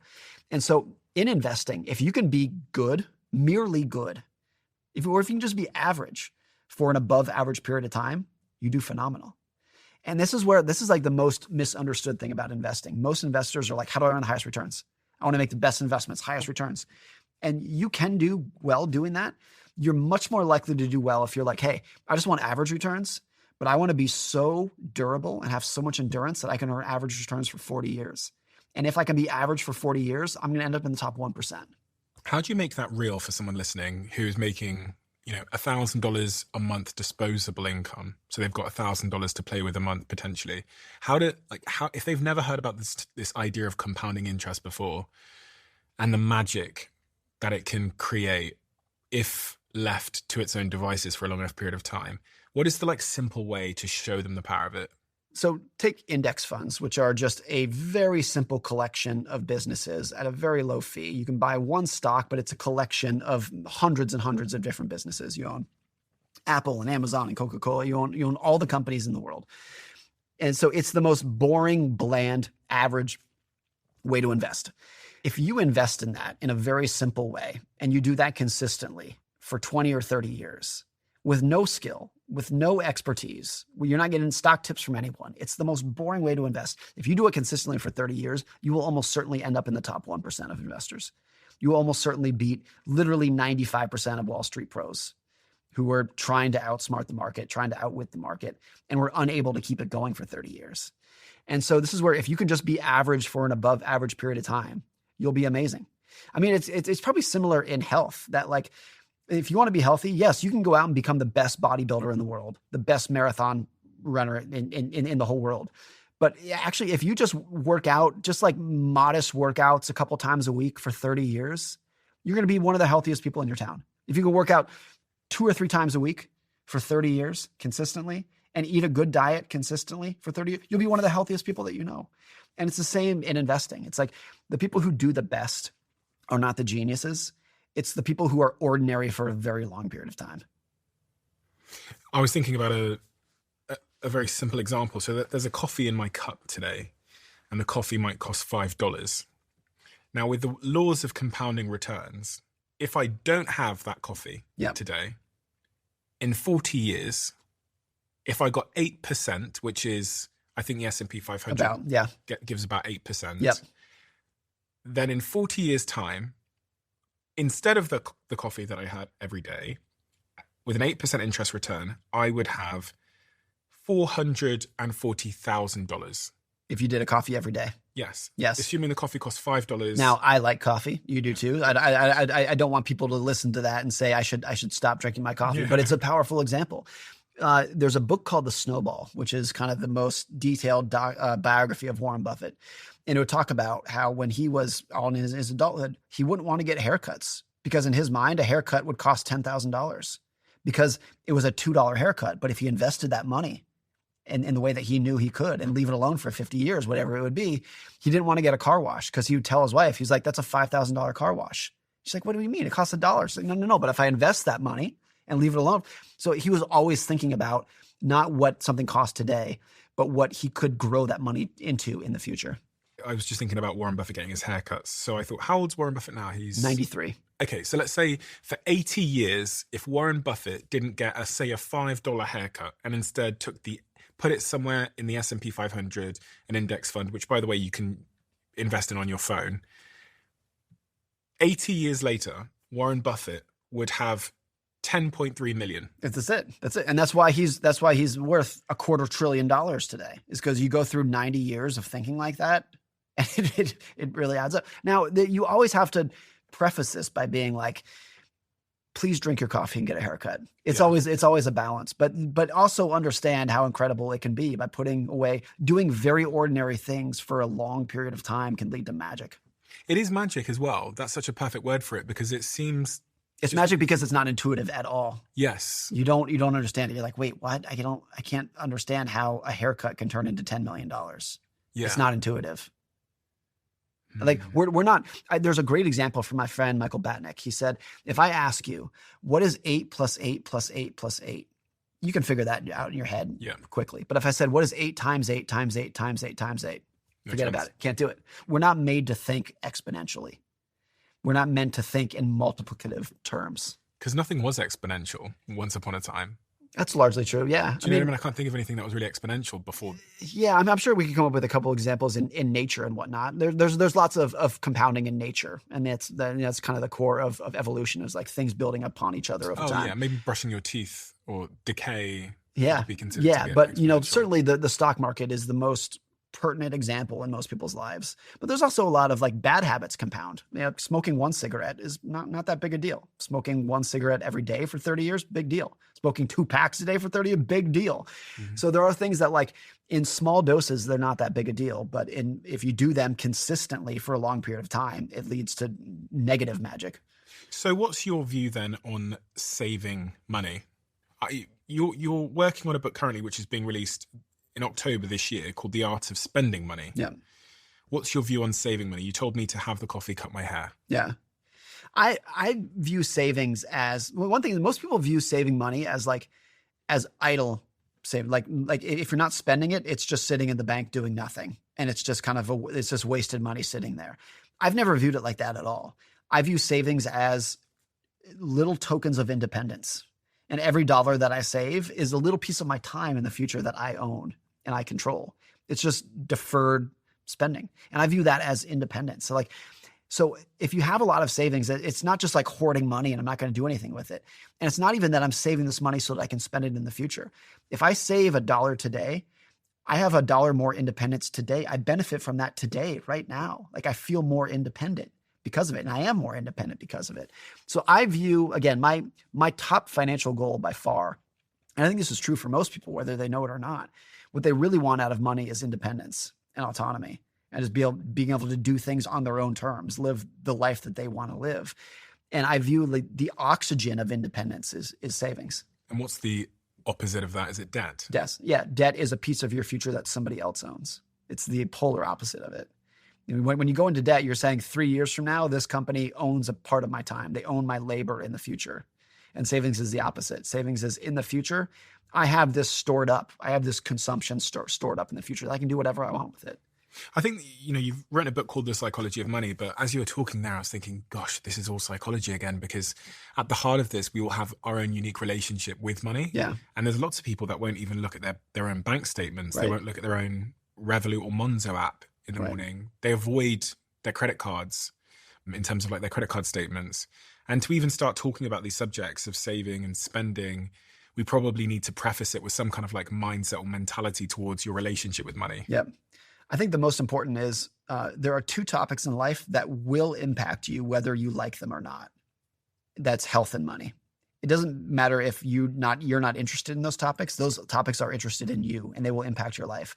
You can have a wonderful life not knowing anything about chemistry or meteorology if you don't care about those topics. You cannot have a good life if you don't care about money and health. And that's true for everybody everywhere. And so I think everyone has an obligation to understand their own relationship with money. Now, some people are going to be, fanatics about it, and other people just view money as just kind of like a necessary tool that they need to get through life. But you have to understand how it works and what it's doing to you financially and psychologically. And so much of modern ills have to do with envy, jealousy, feel like you're falling behind relative to other people. The core of that is usually financial. And so even if you're not the kind of person who's like, I don't care about the stock market and like, I don't really care that much about money. I like having fun with my friends. That's great. But there's a huge component of sociology and just what's going on in the world all the time that is financial. And I think money is like such an interesting window into people's lives. You can learn so much about somebody if you understand what they do with their money, how they think about money, how much they talk about money, how much they want to show off, how much attention they're putting into their clothes and their cars and their jewelry to show other people how much money that they have. You learn so much about someone's psychology. You know, if I learned about your politics, I don't know what they are, but if I learned about your politics, I might learn something about you. But if I sat down and I said, tell me everything about your money, tell me how much you make, how much you spend, what do you value, what do you want to do? I'd learn so much about your personality. In your work on the psychology of money, how much did you think about trauma as a protagonist in the story of one's financial relationships? I think less about trauma. That's a component of it, but more so it's just that we are all prisoners of our unique past.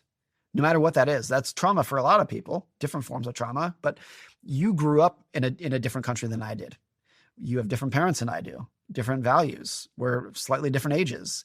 And so you saw a different side of the world than I did. And that taught you different values. It taught you to aspire to different things than I did. And you and I, in a lot of ways, are a lot alike. I think if we sat down and like talked about broader topics, we'd agree on 90% of things, but we are different. And so we shouldn't pretend that what I want to do with my money is what you should do. And I think a lot of times when people argue about money and they're like, oh, you're investing wrong, or you're spending, you're not spending enough, you're spending too much. It's not actually people disagreeing with each other. It's people who came from very different backgrounds talking over each other. And they just have different aspirations for what you want to do. So everyone is so different, and they're a prisoner of their past. My brother-in-law is a social worker. And I may have brought this up the first time I was on your podcast, but I think about it all the time. And in social work, when you're working with very disadvantaged kids, a lot of those kids who are homeless and foster children behave very poorly at school. They do very poorly. Their grades are terrible in school. They're always getting in fights. And he said, as a social worker, he said, we have a saying in social work. It is, all behavior makes sense with enough information. So you look at this child who is getting into fights on the playground and failing all of his classes. And it's easy for the teacher to be like, what's your problem? This is not that hard. Just behave. Just stop doing this. And then you look at what that kid's going through at home. Maybe their parents are beating them. Maybe they're foster children, they're orphans. Once you piece together what's going on in their life, you're like, I kind of understand. All behavior makes sense with enough information. And I think you can apply that to a lot of areas in life, money especially, where you're like, you see someone driving a yellow Lamborghini, there's a story there about someone's past. I'm not judging it, but there's a story in there of someone being like, I want people to know how much money I made. And it's not a criticism, but there's a story. There's something that happened in your life that led you to there. And we all have, that's not a criticism, because I have bits of my past that influence how I manage money today too. So just recognizing that there's no one right answer. In math, 2 + 2 is 4 for me and you. There is a right answer. Money's not like that. We're all just kind of trying to figure out what works given the lens that we see the world through. This is a bit of a bizarre question, but it had me thinking as you were speaking about mortality as it relates to money, because one of the perspectives on money is YOLO. Yeah.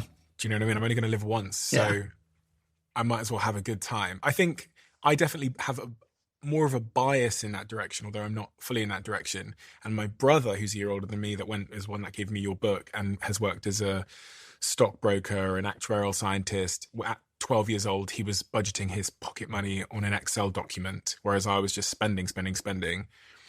And he thinks much more long term. He's like investing in his pension at 21. Yeah. Whereas I was like at the casino, not the literal casino, a figurative casino. Yeah. I was taking bigger risks and just rolling the dice. And my somewhat illogical way of rationalizing my behavior and not investing as much in my pension was, I'm only going to live once anyway, so I might as well just enjoy my life. Yeah. And when we talk about the coffees and saving and all this stuff, a lot of people will be thinking, yes, but compounding's fine, but I want to enjoy life. Enjoy life. I think about a thing when I was in my early 20s at this point, and there was a coworker of mine, and he was 10 years older than me, and he had $25,000 of credit card debt, which I could not fathom at the time. That was such an incomprehensible amount of credit card debt that he was paying 17% interest on. And at the time, I just thought, and all the debt came from trips that he had taken. He traveled Europe and traveled through Asia and had a great time doing it, but he put it all on his credit card. At the time, I remember thinking, you idiot. Do you understand what this is going to do to your future? And then he died when he was about 32. Wow. And then I remember thinking, like, I'm so glad you took those trips. I'm so glad you went into that credit card debt, because the truth was that at age 32, he had seen more and done more than most people would at age 62. And so I think about that a lot of like, it's always a balance. And the truth is that you and I don't know, are we going to live until we're 110 or die tomorrow? Nobody knows, of course. One thing I think a lot about as a parent is that I've been a big saver my entire life. Since I got my first job at age 16, I've saved the majority of what I've made in every job that I've ever been in. And it would be easy to look at someone like me and say, Morgan, if you were on your deathbed tomorrow, you'd probably regret the vacations you didn't take and the dinners you didn't have, right? You'd regret that. My answer is absolutely not, because if I was on my deathbed tonight, I would take so much joy knowing that my wife and kids are going to be okay because of what I saved. That would be the worst situation I would be in, is on my deathbed and looking at my wife and kids and knowing you guys are screwed. I'm leaving you debt, you know? And so, but that might change as I get older. And so when my kids are hopefully financially self-sufficient, will I still think that? You know, will I still have that need to be like, I need to work and save to provide for my young kids? That's not going to last forever. So it'll change throughout your life. That is literally the worst thought in the world, isn't it? To think that you could be on your deathbed and look over at your family and know that they're about to struggle with bills and with food, and they're probably going to have to sell the house, and their lifestyle's completely going to change when you go.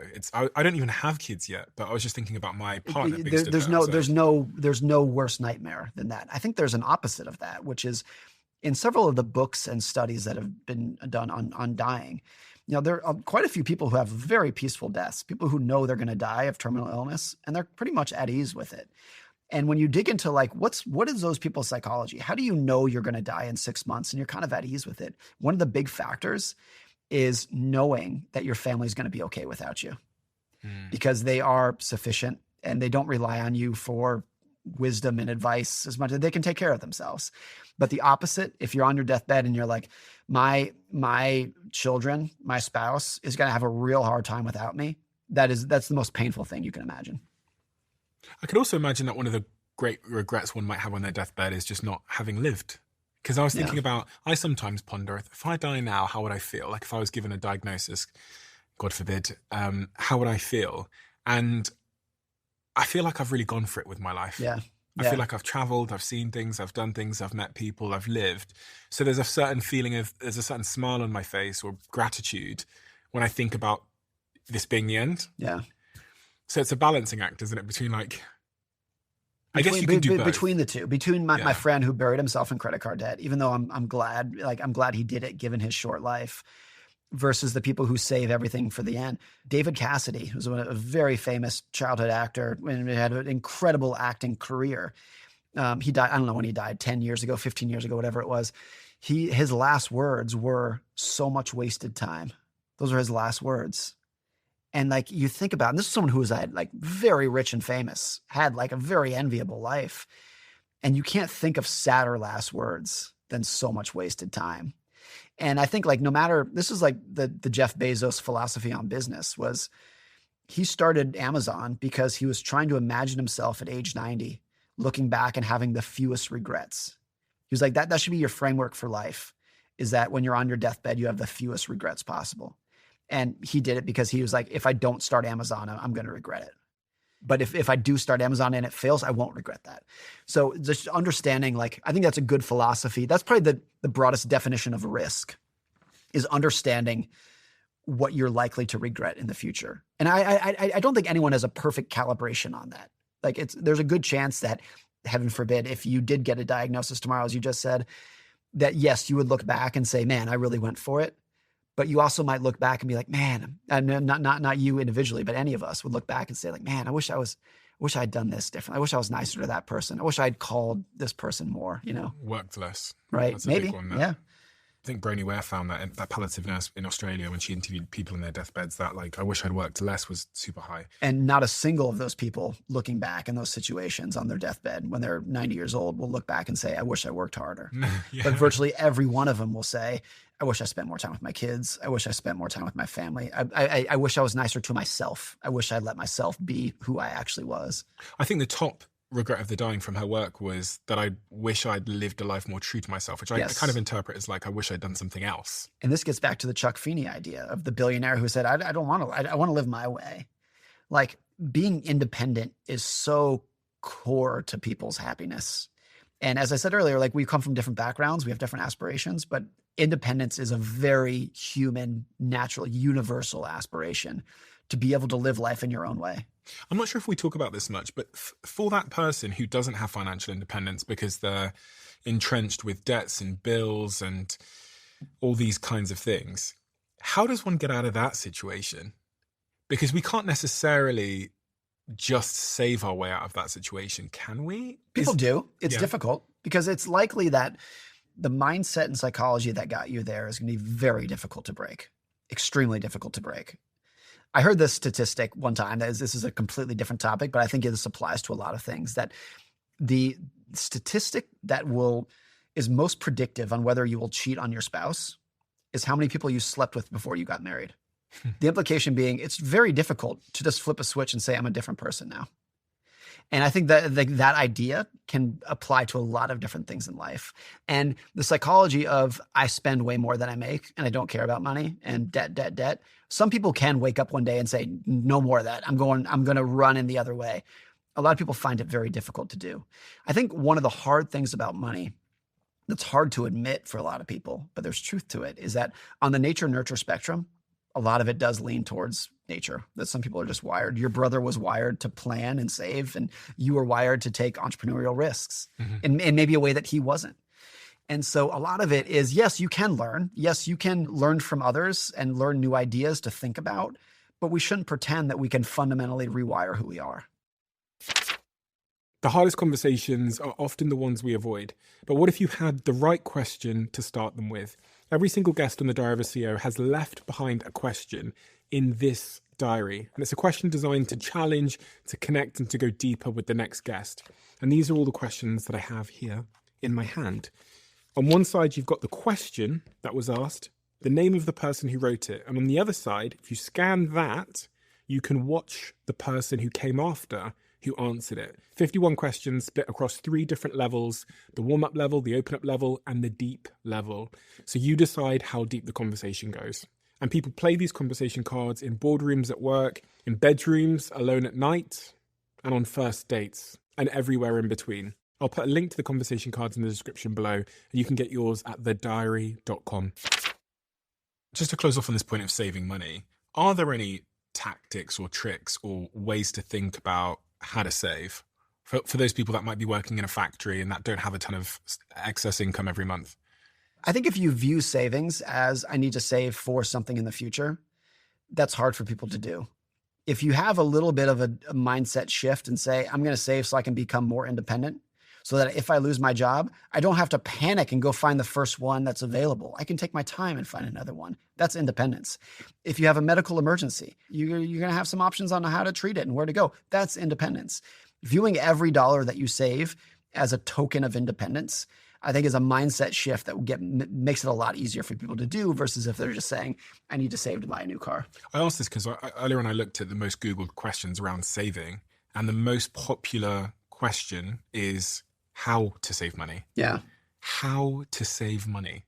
Now, they might be asking, like, what to do with my savings. Do I put it in a checking account? Do I put it in a savings account? Do I invest it? That might be part of it. Or it might be as similar to saying with tariffs. People genuinely don't know what it means. The second most Googled is, what is a high yield savings account? Yeah. And I think that those questions, they're not bad questions. There's no bad questions. I was asking those questions at one point in my life too.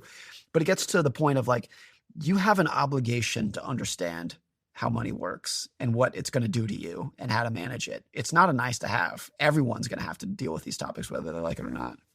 I love this quote from your book where you say, one of the most powerful ways to increase your savings isn't to raise your income, it's to raise your humility. Yeah.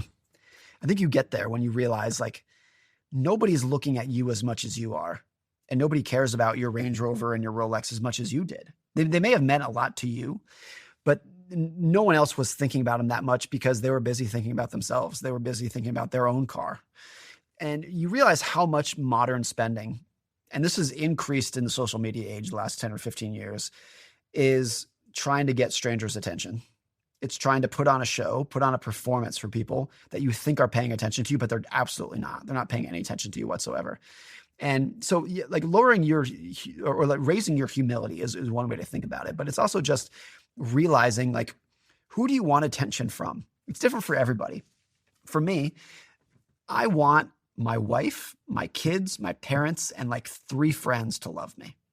And I desperately care about their attention. I desperately care what my kids and my wife and my parents think of me. And it's fundamental to my happiness. And from there, it declines real quick.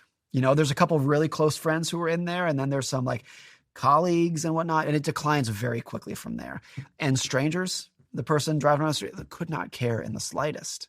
And maybe that sounds obvious, but so much of what we do with money is a performance to impress that guy who's not paying any attention to you whatsoever. And so I want to put a lot of effort into fostering the relationships with those 6 or 7 people. I want to put tremendous effort into that and very little from there. And here's the thing. If I got a Ferrari, would my wife love me more? Like, no. Would my kids admire me more? No. And so the people who I want to love me are not impacted by the fancy things that I would buy. So what do you spend your money on? We live a pretty decent material life, but I also spend a lot of money. So the biggest expense that I have, what I spend money on, is independence. And I view that as a thing I'm spending money on. I spend money on controlling my calendar. I spend money on the ability to say no to work that I don't want to do. I view it as I'm financially independent. And so I can do the work that I want to do. And I've been working on that for 25 years. What else do I spend money on? Here's what's interesting. My son back in the green room, you asked about him. It was a thing I was thinking about just a couple weeks ago. I grew up as a skier. I was a ski racer in Lake Tahoe. And always, particularly when I was younger, there were always people on my ski team who had better gear than me. They had the newer skis and newer boots and cooler gear and whatnot. And I hated it. It made me so insecure. I hated it. And one of the things that I did was when my son started skiing a couple years ago, I was like, I'm going to buy you the best stuff. Because I was insecure, and I'm gonna make up for that little chip on my shoulder. I'm gonna buy you the best gear. And here's the thing: he couldn't care less about it. He could not care less about the fancy stuff that he has. Couldn't care less about it. So everyone's different in that, and it also gets back to like a lot of spending is based off of a story or a scar that you had from earlier in your childhood.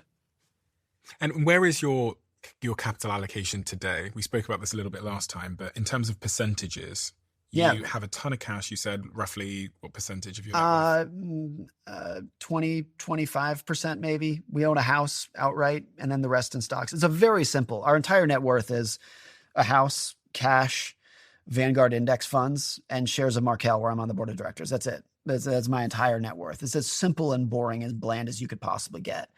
And what I want to do with that, the reason I keep it so boring is the variable that I want to maximize for is endurance, as we spoke about earlier. So if my finances are so simple, then I can spend all of my like mental energy. All of the strategy is how can I make sure that I can just keep this going for as long as I possibly can? So for someone that doesn't know what a Vanguard index fund is, if you had to explain it to your son, he probably knows, doesn't he?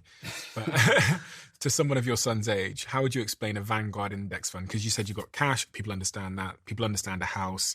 Vanguard index fund. So an index fund is a collection of hundreds, if not thousands, of businesses. So when you buy an index fund, you're owning a little bit of Apple, Amazon, Google, Facebook, all of them. Every public company that's available, you're owning a tiny slice of them.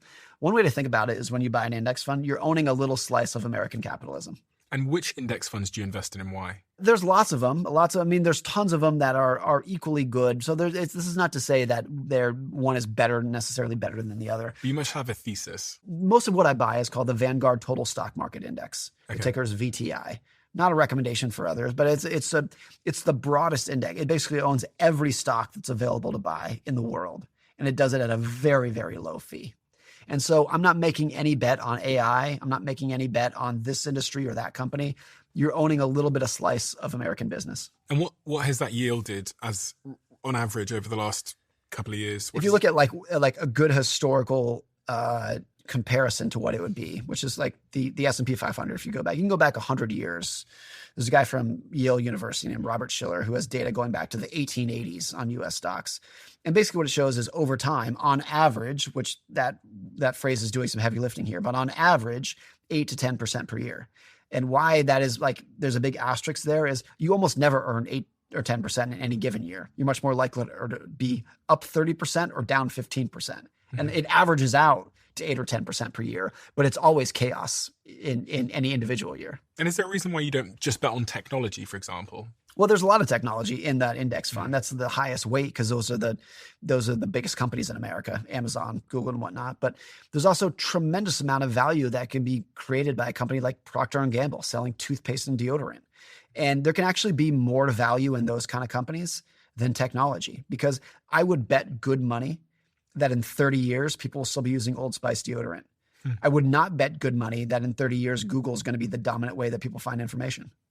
And so companies that sell the same product for a long period of time, have endurance and longevity, like can actually create a ton of value for their investors.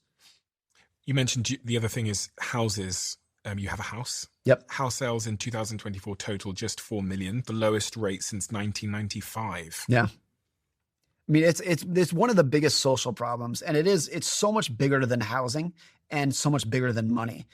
I think you can tie everything from homelessness to heroin to suicide to the fact that we in America and a lot of areas around the world have not built enough homes in the last 50 years. That has pushed the price higher and higher and higher. And it's pushed out what was a small sliver and now a growing large chunk of society who rightly feels like they cannot afford a basic middle-class home. And it's probably one of the biggest societal problems that we face right now is a housing shortage that has pushed housing out of affordability for tens of millions of people. Do you recommend people try and buy houses, or is it just to rent those houses? So I've purchased 3 homes in my life. Yeah. Every one of those 3 homes, I don't feel like I got a good deal. It wasn't like, oh, this is a bargain. Got it. This is a great deal. This is none of the 3 were like that. I bought them. I could afford them. They were I was not going, doing something that I should not have been doing financially. But the reason I bought them is because they were a good, safe home for my family in a community that we wanted to live in.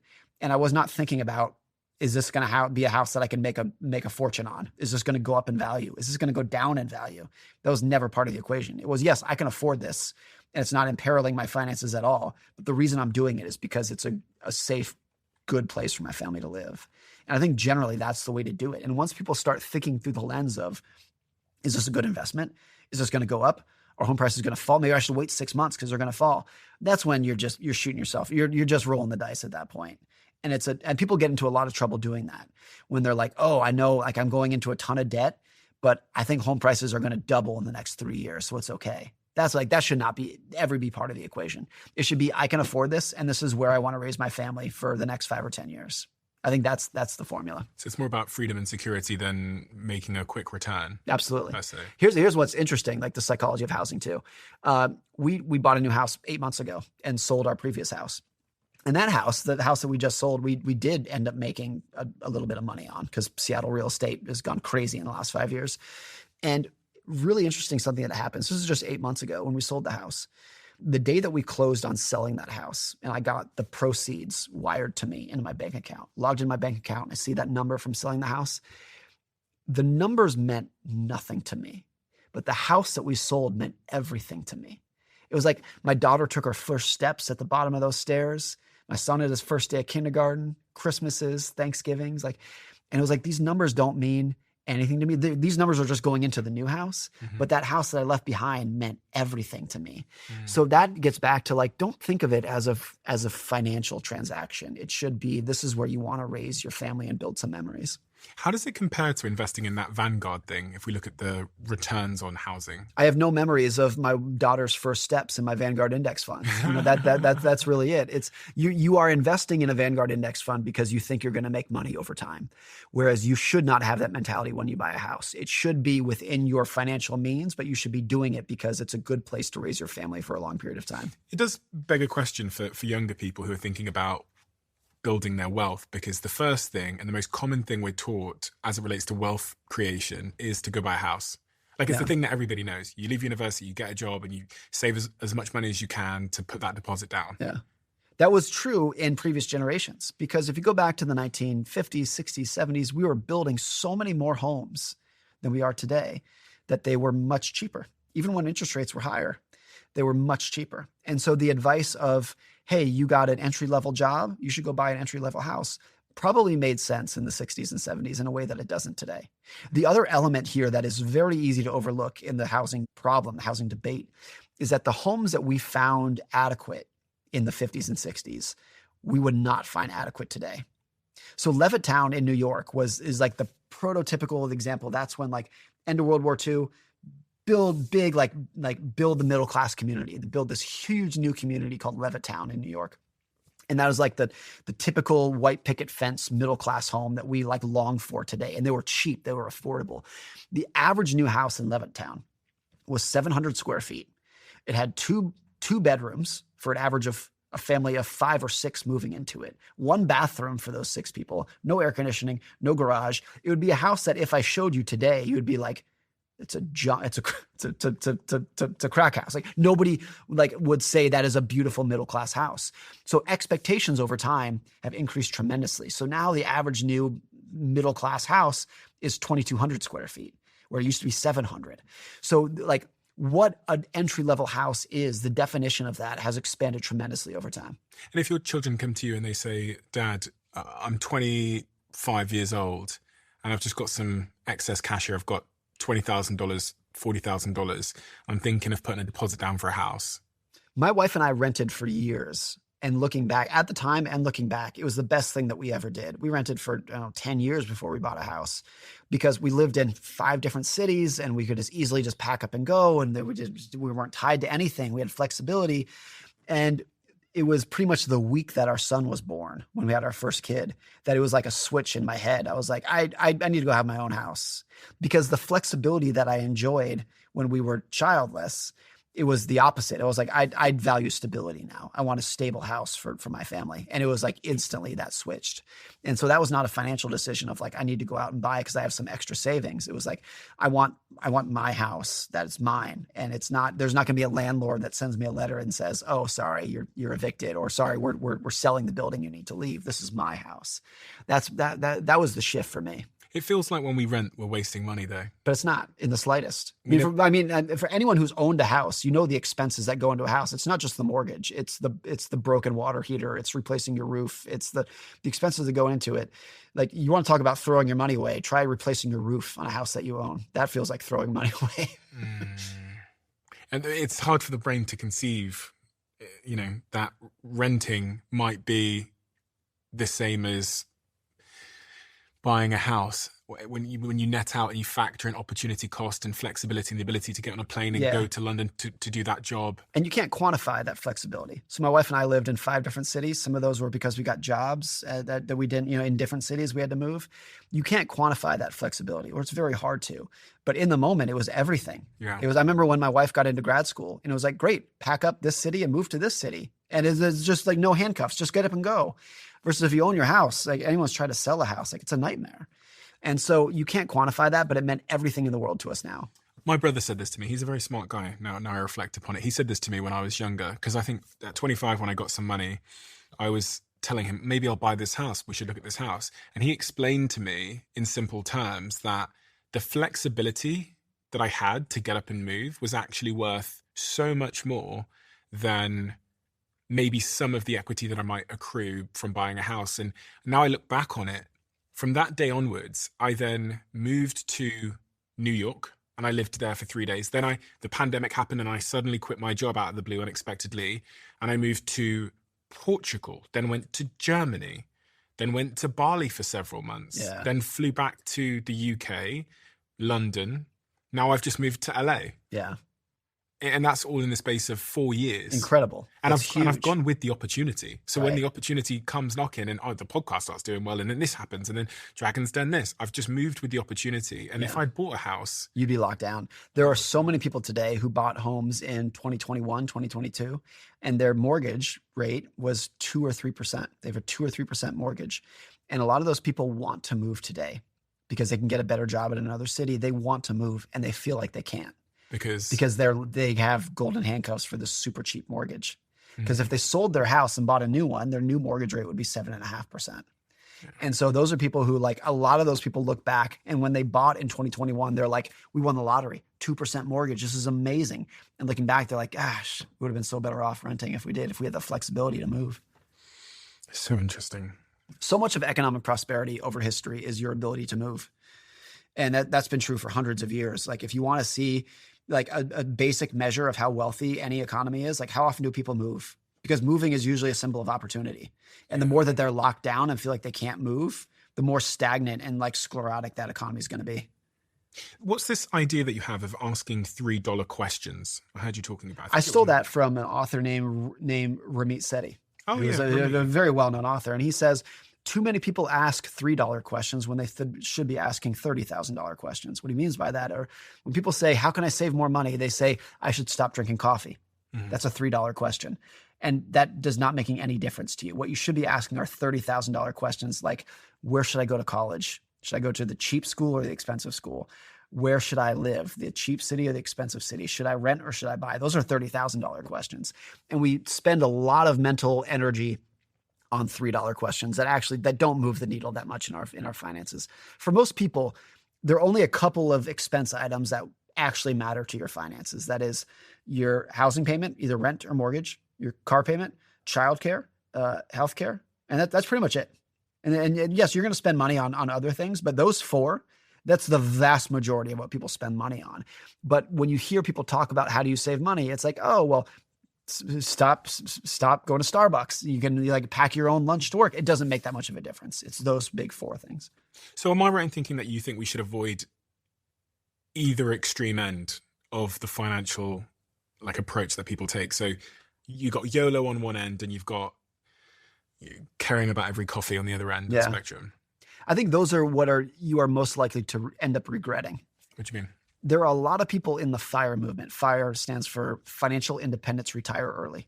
It's this big movement, started 10 or 15 years ago, of people who are like, I'm going to save as much money as I can in my 20s, learn how to live as cheaply and frugally as I can, and retire at age 27 with, $600,000 in the bank. And I'm going to retire off of that. And it was a huge movement. So many of those people ended up regretting it because they retired at 27. And 6 months later, they were bored out of their mind, if not depressed. Because they wake up and they're like, what do I do now? Do I just go play golf or something? Like all my friends are out working. What do I do now? And so I think the extreme ends of like, oh, YOLO, I'm just going to spend all, like, live for today. I'm going to spend it all. I'm going to go party and travel and whatnot. There's a somewhat of a chance that you're going to end up regretting that because you didn't save enough for a time in your life when you want to retire and you can't. On the subject of retirement, me and my friend Jack over there, we were talking about people who retire and the impact it can have on the individual. And I think I'd be quite scared to retire because there seems to be lots of data that suggests that once we retire, it's downhill from there in many respects for many people in terms of purpose and meaning and connections. How do you think about retirement? Is that something we should be aiming at? My dad, I think, retired and went back to work 3 different times. We eventually had to tell him, like, no more retirement parties. Like you only get one. But he would retire, and then a month later, he'd be like, man, I really miss work. And in his line of work, he could go back. He could go back part-time and whatnot. So it worked out for him. But I think he starkly saw what a lot of people overlook, which is how much of his identity was his job. And how much, like, when he retired the first time and he like woke up and looked in the mirror and said, I'm not the person who I used to be. I used to be a this, but I'm not anymore. And he didn't like it. And I was like, it's easy. Like, look, every job has downsides that are stressful and you don't want to do them and they're a pain and you hate them. And you can't wait to live a world where you don't have to do the stressful parts of your job. But for a lot of us, like, what we really want to do in our soul is like be productive in the world and add value to the world, add value for our family, add value to the world. And one of the quickest ways to become depressed is to be very productive and then immediately stop. That's a quick path to depression for a lot of people.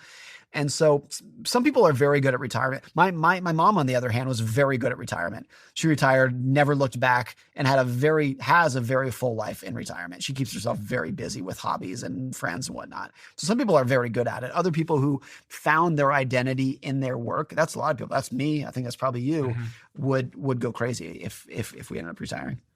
You can't say your own book, but if you had to recommend a book that would equip us to understand money, wealth creation, and all these kinds of things, what book would you recommend? Oh, I would say my own book. No, Yeah. no, I think a couple that were really important for me. It's not bedtime reading, but a guy named Benjamin Graham wrote a book called The Intelligent Investor. He wrote it in the 1930s. So it is written in 1930s English, and he was a professor. So it's not quite a textbook, but it's not bedtime reading.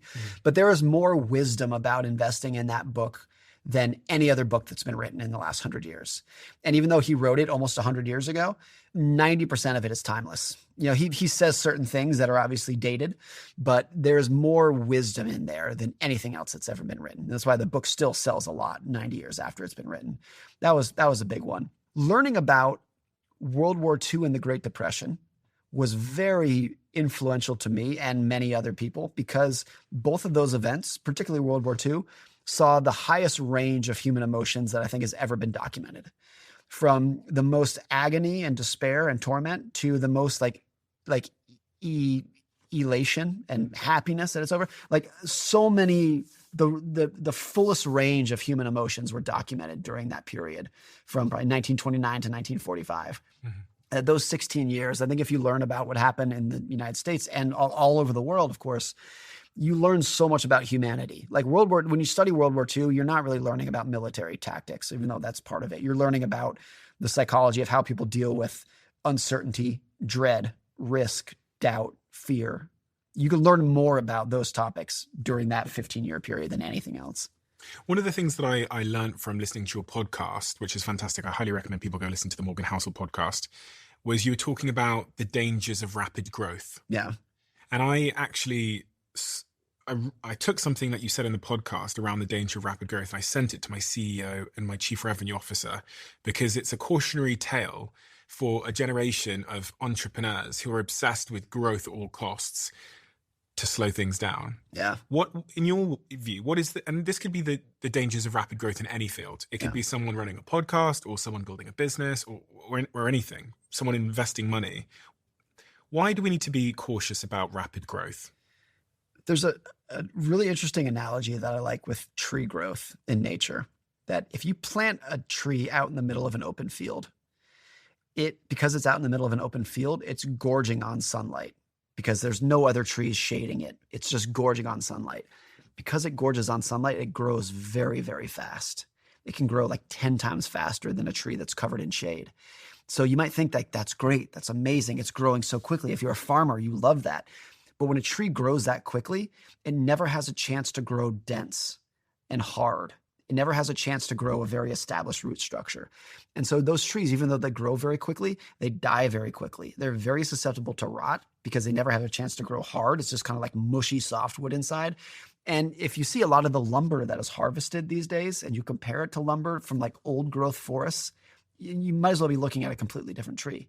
A lot of the wood that we harvest today that was grown very quickly is soft and weak compared to the old dense hardwood that they used to make. And I think that's a good analogy that like fast growth is fun, it's exciting, but it's like speed always comes at the expense of durability. Always. There's a theory in finance, it's kind of like a tongue-in-cheek theory, that however fast you grow, that's the half-life for how quickly you can die. So like the faster you grow, the quicker you can die as well. And you see that in nature. You see it with businesses as well. The hard thing is that if you're an entrepreneur, if you're the CEO or working at a company, there is nothing more thrilling and exciting and get you up in the morning than fast growth. You love it. You love every second of it, even if it's a danger.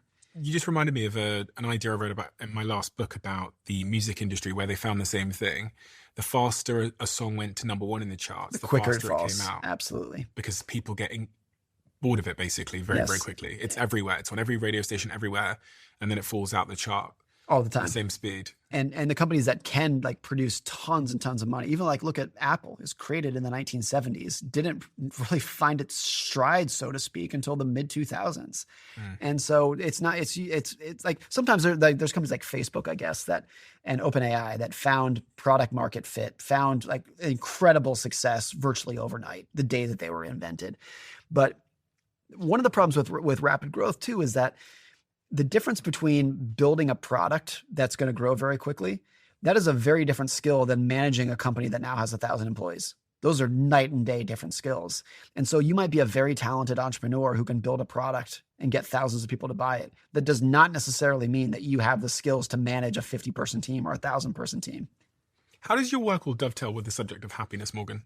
Because at the very heart of it, clearly, everyone who's clicked on this conversation and got this far, although they might be thinking it's money that they're looking for or wealth that they're looking for, probably at the end of the day, they just want to live a happy life. Yeah. And they think money or wealth is a pathway to a happy life.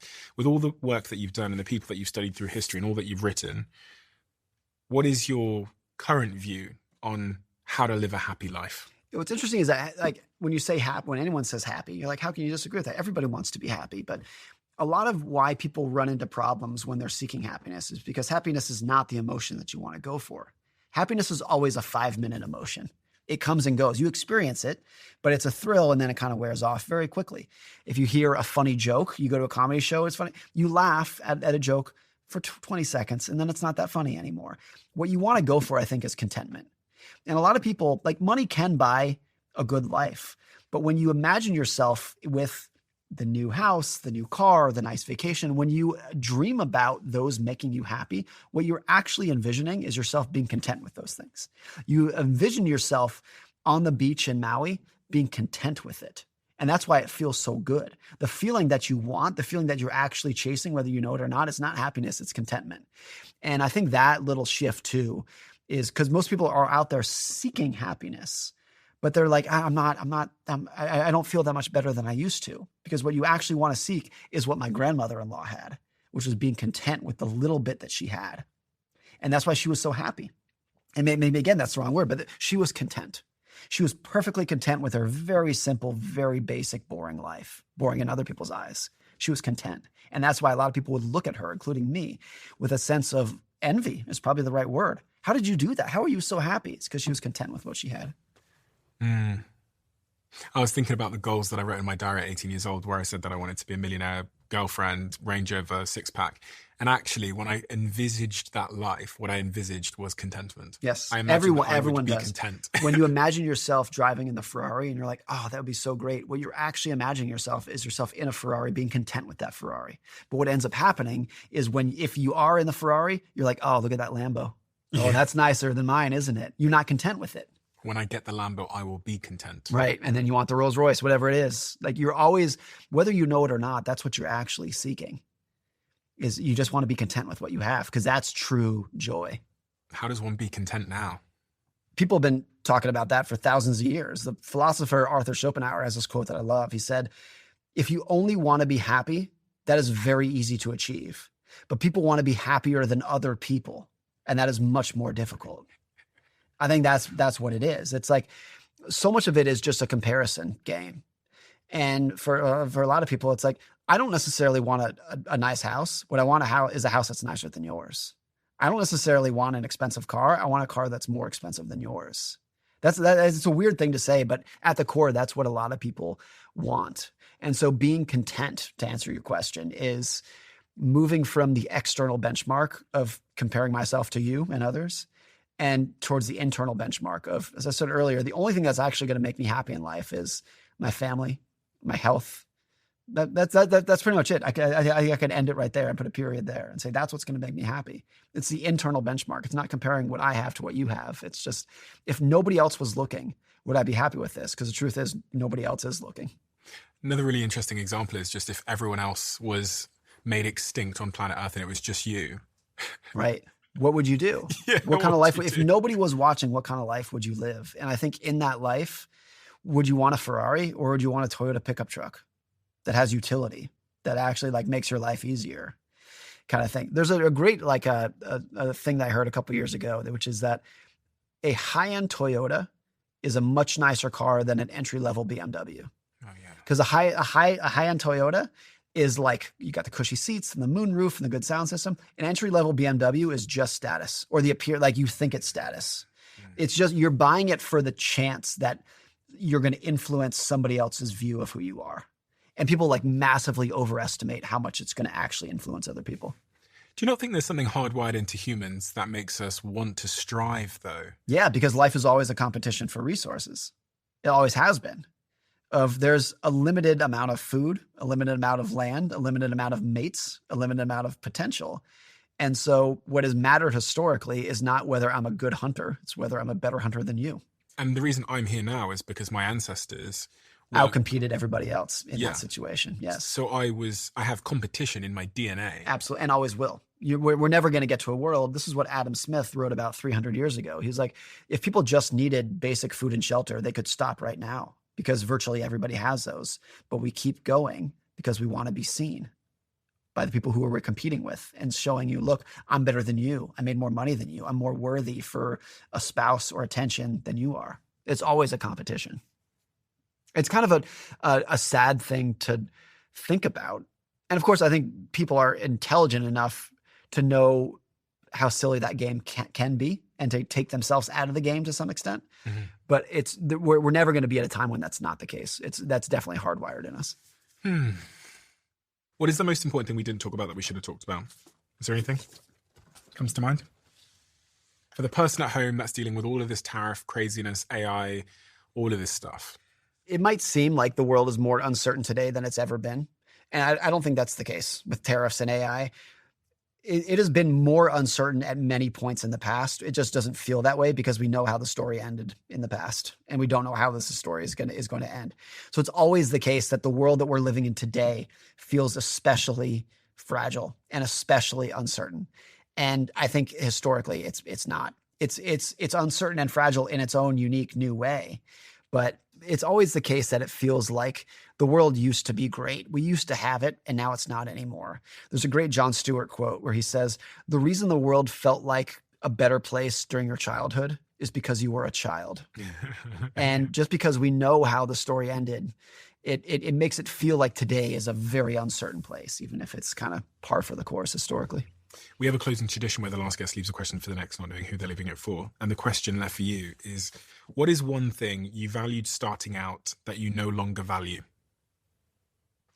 One thing that this was not necessarily changing my mind as it was just kind of growing as an adult was when I was in my 20s, I really valued travel and getting out and seeing the world, as you should in your 20s. When I became a father, I valued being at home with my kids. And it's almost like in my 20s, a terrible night would be at home on the couch. That's a failed night. And in my 30s, there's nothing, or in my 40s now, there's nothing better than being at home on the living room floor playing Legos with my kids. Nothing better. So that was a shift in values, but it wasn't because I changed my mind. It's just a different state of life. Morgan, thank you for doing what you do. It's so incredible because, you referenced that book, The Intelligent Investor. I tried reading that book and I just bounced off it straight away. It's tough. Yeah. It's really, really tough. Yeah. But your book, the one that my brother gave to me all those years ago, has probably made me millions and millions of pounds because I read it when I was young enough. Because it helped me to have a lens and a framework to think about a lot of this tempting, get rich quick, investing mentality that you see today. I wouldn't even call it investing.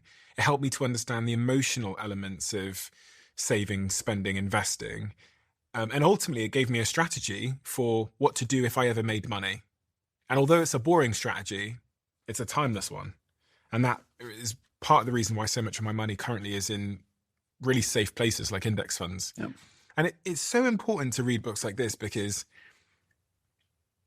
when you read it and you hear the stories of these individuals and what happened and what didn't happen to them,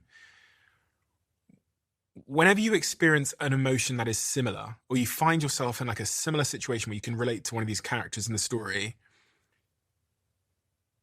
you have a blueprint for what happens next. Yeah. And so you ultimately can oh my God, that was like that guy in the book who couldn't stop gambling even after he'd won, or he had predicted the stock market correctly once and then he predicted it incorrectly the next time and then ended up killing himself.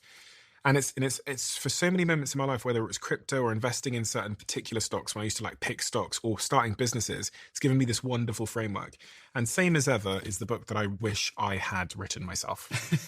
And it's written in a style that I wish I'd written myself. And in fact, my last book, which many of my listeners would have listened to, was very, very much inspired by your writing style because it is so accessible, it is so story driven, and it's so the subjects you talk about in this book are so diverse, but they're so pertinent to everything all the time. And they're such wonderful books. You're the author I admire the most of all authors that I've ever met. That means the world to me. Because of the way you write your books. So, well, thank you. That means the world to me. And I think you're the absolute best in the world at what you do. Keeping a conversation going for a couple hours is an unbelievably difficult skill. And there are virtually no one else on the planet who can do it better than you. So thank you, Stephen. I hope everybody goes and gets your books. Thank you so much, Morgan. Thank you. We'll see you again soon. I find it incredibly fascinating that when we look at the back end of Spotify and Apple and our audio channels, the majority of people that watch this podcast haven't yet hit the follow button or the subscribe button, wherever you're listening to this. I would like to make a deal with you. If you could do me a huge favor and hit that subscribe button, I will work tirelessly from now until forever to make the show better and better and better and better. I can't tell you how much it helps when you hit that subscribe button. The show gets bigger, which means we can expand the production, bring in all the guests you want to see, and continue to doing this thing we love. If you could do me that small favor and hit the follow button wherever you're listening to this, that would mean the world to me. That is the only favor I will ever ask you. Thank you so much for your time.